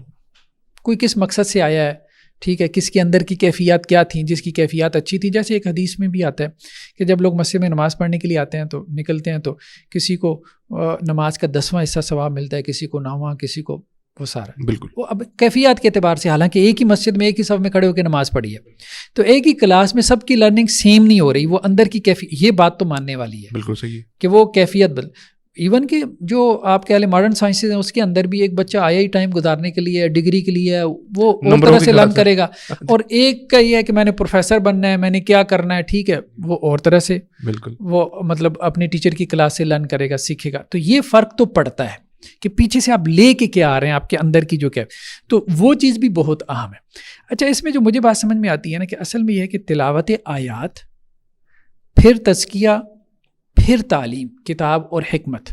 یعنی تلاوت آیات سے مراد یہ ہے کہ آیات کا ایک موٹا موٹا معنی اور مفہوم, یعنی دین کا بنیادی علم ضرور ہونا چاہیے, حلال و حرام کا. اس کے بعد تزکیہ اور اس کے بعد تفصیلی تعلیم. تو انشاءاللہ سے اس کا فرق پڑے گا. پھر جب وہ بخاری کی کلاس میں بیٹھے گا نا تو مطلب تزکیہ کے ساتھ, تو اس کی کیفیات اور ہوں گی اور اس کی تعلیم بھی کسی اور لیول کی ہوگی. کیا ہمارے ہاں مدارس میں یہی والا سیکوینس فالو کیا جا رہا ہے؟ نہیں, ہمارے ہاں تو تزکیہ ہے ہی نہیں, مدارس ہے ہی نہیں, کسی کے ہاں بھی نہیں ہے. اچھا, ہے کسی کے ہاں بھی نہیں. صحیح. مطلب تزکیہ تو بطور ایک مادے کے پڑھا دیا جاتا ہے, التربیہ و تزکیہ کو کتاب پڑھا دی جاتی ہے. لوگ یہ سمجھتے ہیں کہ ہمارا تربیہ اور تزکیہ ہو گیا. ایسے نہیں ہوتا. وہ بیسیکلی مطلب وہ تربیت گاہ ہے. اس کے رجال کار ہی اور ہیں. وہ کوئی نصاب نہیں ہے کہ جس سے آپ نے گزرنا ہے. ایون کہ اب ہم بھی جب مدارج السالکین پڑھا رہے ہوتے ہیں تو اسٹوڈنٹس پوچھتے ہیں تو میں انہیں واضح کرتا ہوں یار یہ ہم ایک نصاب پڑھ رہے ہیں, ہم جان رہے ہیں کہ تزکیہ اور تربیہ کیا ہوتا ہے. اس سے یہ انشور نہیں ہوتا کہ ہمارا تربیہ اور تزکیہ ہو رہا ہے. اس کے لیے علیحدہ رجال کار ہیں, آپ کو ان کے پاس جانا پڑے گا, ان کے پاس وقت لگانا پڑے گا. وہ آپ کو کوئی نصاب نہیں پڑھائیں گے, وہ خاموش رہ کے آپ کا تربیہ اور تزکیہ کر دیں گے. بہت دفعہ میں خاموشی آپ کو سکھا دیتی ہے. ایگزیکٹلی. یعنی آپ اپنے جو ہے وہ اس کو سوال کر رہے ہیں اپنے شیخ سے, بالکل وہ آگے سے خاموش ہو گیا. اس سے جو لرننگ ہوتی ہے وہ آپ کے 1 گھنٹے کے اس کے شاید لیکچر دینے سے نہیں ہوگی. یہی بات ہے. تو یہ بیسیکلی وہ مربی اور مزکی ہوتا ہے جو اس چیز کو سمجھتا ہے گہرائی میں کہ مجھے اب کیا کہنا ہے, کیا کرنا ہے, اس کے ساتھ کیسے چلنا ہے. یعنی تربیت گاہوں میں تربیت گاہ والی بات کم رہ گئی ہے. وہ کم رہ گئی ہے. نہیں, تربیت گاہیں ہمارے یہاں ہیں ہی نہیں. میری رائے ہے کہ تربیت گاہیں علیحدہ سے ہونی چاہیے, اور ہمارے پاس ایک ٹیم بھی ہونی چاہیے مربی اور مزکی حضرات کی. اور یہ وہ لوگوں جو باقاعدہ فیلڈ میں جائیں, دعوت کا کام کریں, رولیں, اپنے آپ کو رلائیں لوگوں کے پیچھے. پھر اس کے بعد ان کا تزکیہ ہوگا, اور اس تزکیے کے بعد پھر وہ لوگوں کا جو ہے وہ تزکیہ کریں. اچھا, آخر میں میں کویشچن آپ سے کرنا چاہوں گا کہ عبادات میں خصوصاً نماز میں جو خشوع و خضوع ہے وہ غالباً حدیث میں بھی آتا ہے سب سے پہلے جو چیز اٹھے گی اس سے وہ خشوع و خضوع ہے. اب اس کو اگر کوئی انسان واپس حاصل کرنا چاہے اس کے پریکٹیکل سٹیپس کیا ہوں گے؟ کیونکہ میرے خیال یہ وہ چیز ہے جس سے ہر بندہ ہی سفر کر رہا ہے. کوئی میرے خیال میں ایسا بندہ نہیں ہوگا جس کو یہ ایشو خشوع اور خضوع کا نہیں ہوگا کہ عبادات میں وہ ایمان کی حلاوت کو محسوس کرنا. ایمان تو خیر کم زیادہ ہوتا ہے, وہ تو چلو ٹھیک ہے, لیکن کیا اس کے لیول کو انکریز کرنا اور پھر یہ کہ وہ خشوع اور خضوع کو حاصل کرنا, اس کے آپ کے نزدیک پریکٹیکل سٹیپس کیا ہو سکتے ہیں؟ دیکھیے, پریکٹیکل ٹپس کے اندر جو ہے نا سب سے آسان سے ہم شروع کرتے ہیں. اچھا. سب سے آسان صحبت صالحین ہے. اچھا. قرآن بھی کہتا ہے کونوا مع الصادقین, سچے لوگوں کے ساتھ ہو جاؤ. ٹھیک ہے, جو آدمی سچا ہے, ٹھیک, سچا ہے, اپنے احوال میں سچا ہے, اپنی کیفیات میں سچا ہے, جسے اپنے بارے میں کوئی غلط فہمی نہیں ہے. بالکل ٹھیک ہے. ہاں, جو اپنے بارے میں غلط فہمی میں مبتلا ہے کہ میں کچھ ہوں, اس سے آپ سائڈ پہ ہو. سچا مطلب آدمی وہ ہمیشہ عاجز ہوگا, اپنے آپ کو عام ہی سمجھے گا, عام انسانوں میں سے ہی سمجھے گا. ٹھیک ہے, انسان ہے بھی عام ہی. تو ایک بات تو یہ ہے کہ نیک لوگوں کی صحبت, اس کا فرق پڑتا ہے. جیسے ہم نے کہا کہ برف کی سل کے پاس بیٹھنے سے, آگ کے الاؤ کے پاس بیٹھنے سے فرق پڑتا ہے. تو آپ یوں کہہ لیں کہ جس کی نماز کی کیفیات اچھی ہیں, مطلب آپ کو کیا چاہیے. پہلے تو مثال کے طور میں یہ سمجھتا ہوں کہ یار مجھے عاجزی چاہیے. ٹھیک ہے, تو آپ عاجز انسان کے پاس بیٹھیں, کچھ نہ کچھ ٹرانسفر ہو جائے گی ساری نہ سے. بالکل صحیح. ایون کہ کہا جاتا ہے کہ حضرات انبیاء نے بکریاں چرائیں. اس کی وجہ یہ ہے کہ بکریوں کے اندر ہمبلنس ہوتی ہے, عاجزی ہوتی ہے. بکریوں کے باڑے میں اجازت دی نماز پڑھنے کی, اونٹ کے باڑے میں اجازت نہیں دی. ٹھیک ہے, تو اس کے اندر غصہ ہے, غضب ہے اونٹ کے اندر. جانوروں تک کے اثرات آتے ہیں, مطلب جن کے ساتھ آپ رہتے ہیں ان تک کے اثرات آتے ہیں. ٹھیک ہے, تو اس لیے انسان جس سوسائٹی میں, جس معاشرے میں, جن لوگوں کے ساتھ آپ اٹھتے بیٹھتے ہیں, کھاتے پیتے ہیں, ان کے اثرات آپ کے اندر آتے ہیں. بالکل صحیح. ٹھیک ہے, تو ایک تو یہ ہے کہ بیڈ کمپنی اس سے دور رہے, اور اچھی کمپنی, گڈ کمپنی, یہ سب سے سمپل ہے اگر آپ اس کو فالو کر سکیں. دوسری چیز جو ہے نا, کثرت ذکر. یا ایھا الذین آمنوا اذکروا اللہ ذکرا کثیرا. حضرات صوفیہ یا تصوف میں ایک چیز کے اوپر ڈالتے تھے, کثرت ذکر کے اوپر. اچھا, ایک درمیان میں وہ آیا تھا تحلیہ اور تخلیہ والا. جی. یہ ان کے ہاں جو ہے ہلکا بنانا یا اکیلے میں گوشہ نشینی کرنا. نہیں, تخلیہ وہ یہ کہتے ہیں کہ پہلے رذائل نفس سے اپنے آپ کو پاک کرنا ہے, تکبر, حسد, اس سے اپنے آپ کو پاک کرنا ہے, یا پہلے آپ نے اپنے آپ کو عبادات پہ لگانا ہے. ٹھیک ہو گیا. ذکر, اذکار, تلاوت پہ, نوافل پہ, روزوں پہ, کس طرح سے, مطلب سٹیپ کیا لینا ہے. ٹھیک ہے, تو کچھ اس طرف چلے گئے کہ بھائی پہلے اپنے آپ کو پاک کرو. ٹھیک, یہ نہیں کہ اب آپ کے کپڑے گندے ہیں تو آپ خوشبو لگا رہے ہو, سفید کپڑوں پہ داغ. ٹھیک ہے, پہلے داغ دور کرو, پھر اس کے. تو وہ دونوں منہج ان کے اندر چلتے ہیں. نقشبندیہ اور چشتیہ میں اس میں اختلاف ہوگا. تو اس میں جو لوگ جو ہے نا یہ تحلیہ والے ہیں کہ اپنے آپ کو آپ جو ہے وہ اچھے اخلاق سے آراستہ کرو, تو اللہ تعالیٰ اس کی برکت سے آپ کے, تو اس میں یہ کثرت ذکر کی طرف بول. یعنی سب سے سمپل عبادت ذکر ہے, سب سے سمپل. نماز پڑھنے میں مشقت ہوگی، کچھ اسٹرگل کرنی پڑے گی نفس کے ساتھ، روزہ رکھنے میں ذکر ہے آپ نے زبان ہلانی ہے. پھر یہ ہے کہ اگر عادت ڈالنے کے لیے تسبیح ہاتھ میں پکڑ لیں، آج کل کاؤنٹر مل جاتے ہیں، انگلی میں پہن لیں، کوئی حرج کی بات نہیں. ٹھیک ہے، وہ دکھاوا ریاکاری تو نہیں؟ نہیں آپ چلائیں اس کو، کوئی بات.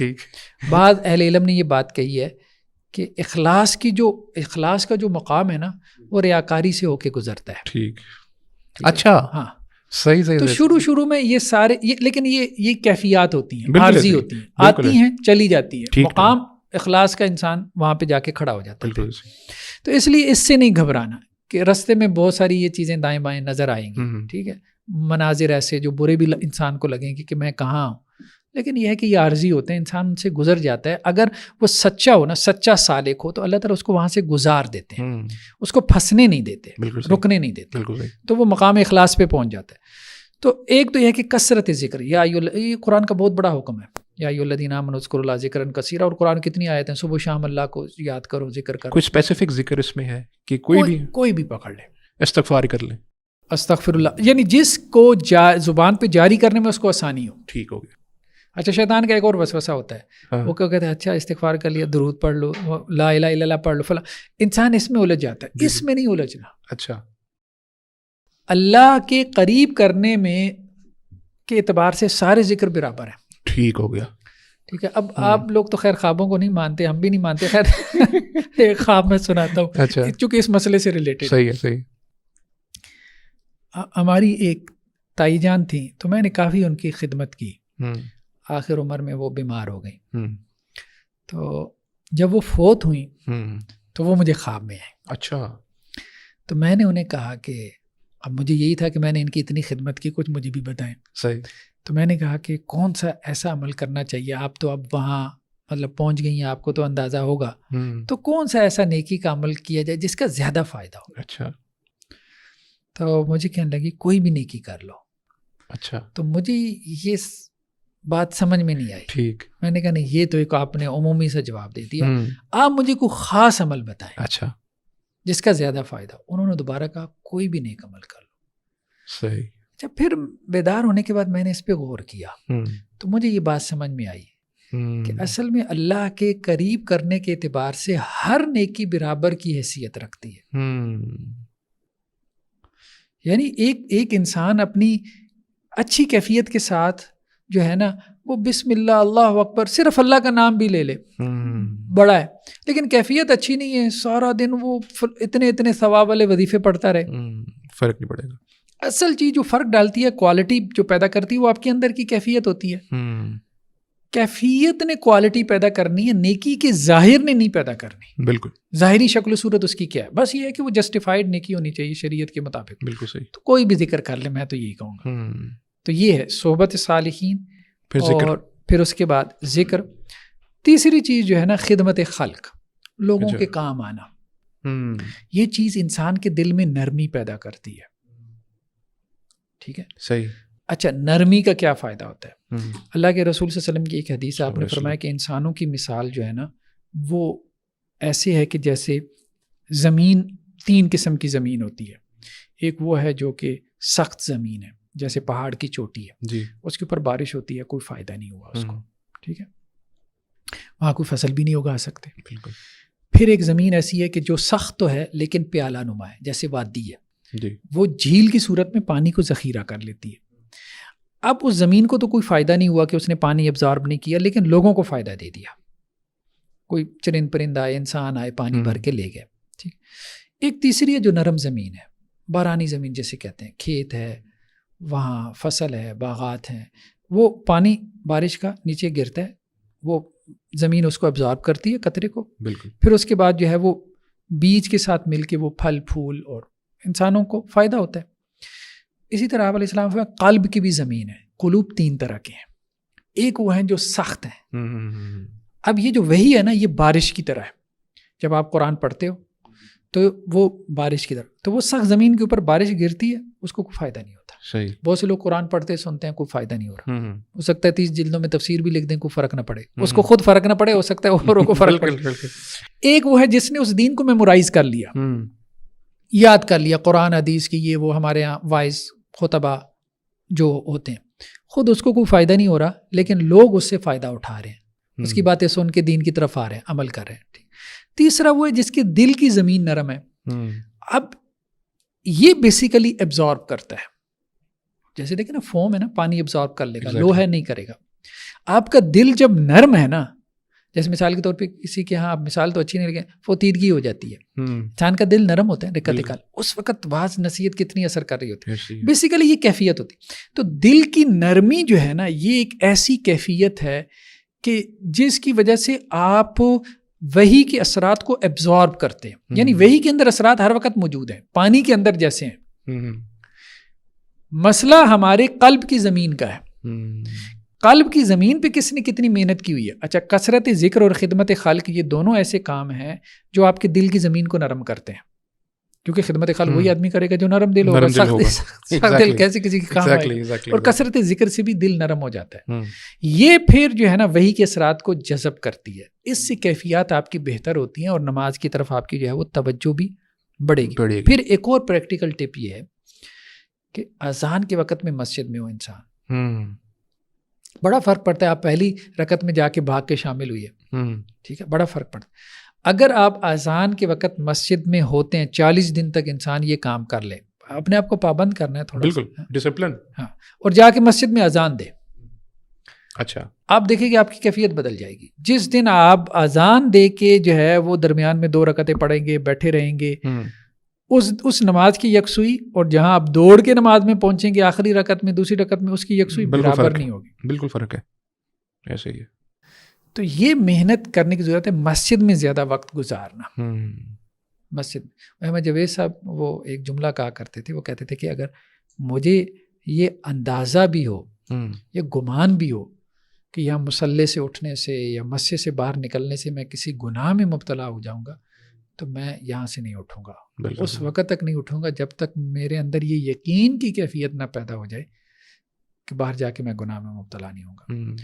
تو مسجد کے ساتھ جو تعلق ہے نا، اس کو مضبوط بنانے کی ضرورت ہے کہ انسان مسجد میں جا کے مسجد کی صفائی کرنا، مسجد میں جا کے اذان دینا، نوافل کا اہتمام کرنا، یہ ساری چیزیں ایسی ہیں کہ جو اس کی فرائض کی کیفیات کو بہتر بنائیں گی. تو ہم نے چونکہ دین کو بہت منیمم کر دیا، مطلب اہل حدیث وہ صرف فرض کافی ہیں، وہ بات تو ٹھیک ہے، صرف فرض کافی ٹھیک ہے، لیکن یہ ہے کہ اس سے وہ پھر وہ اس طرح سے کیفیات نہیں پیدا ہوتی.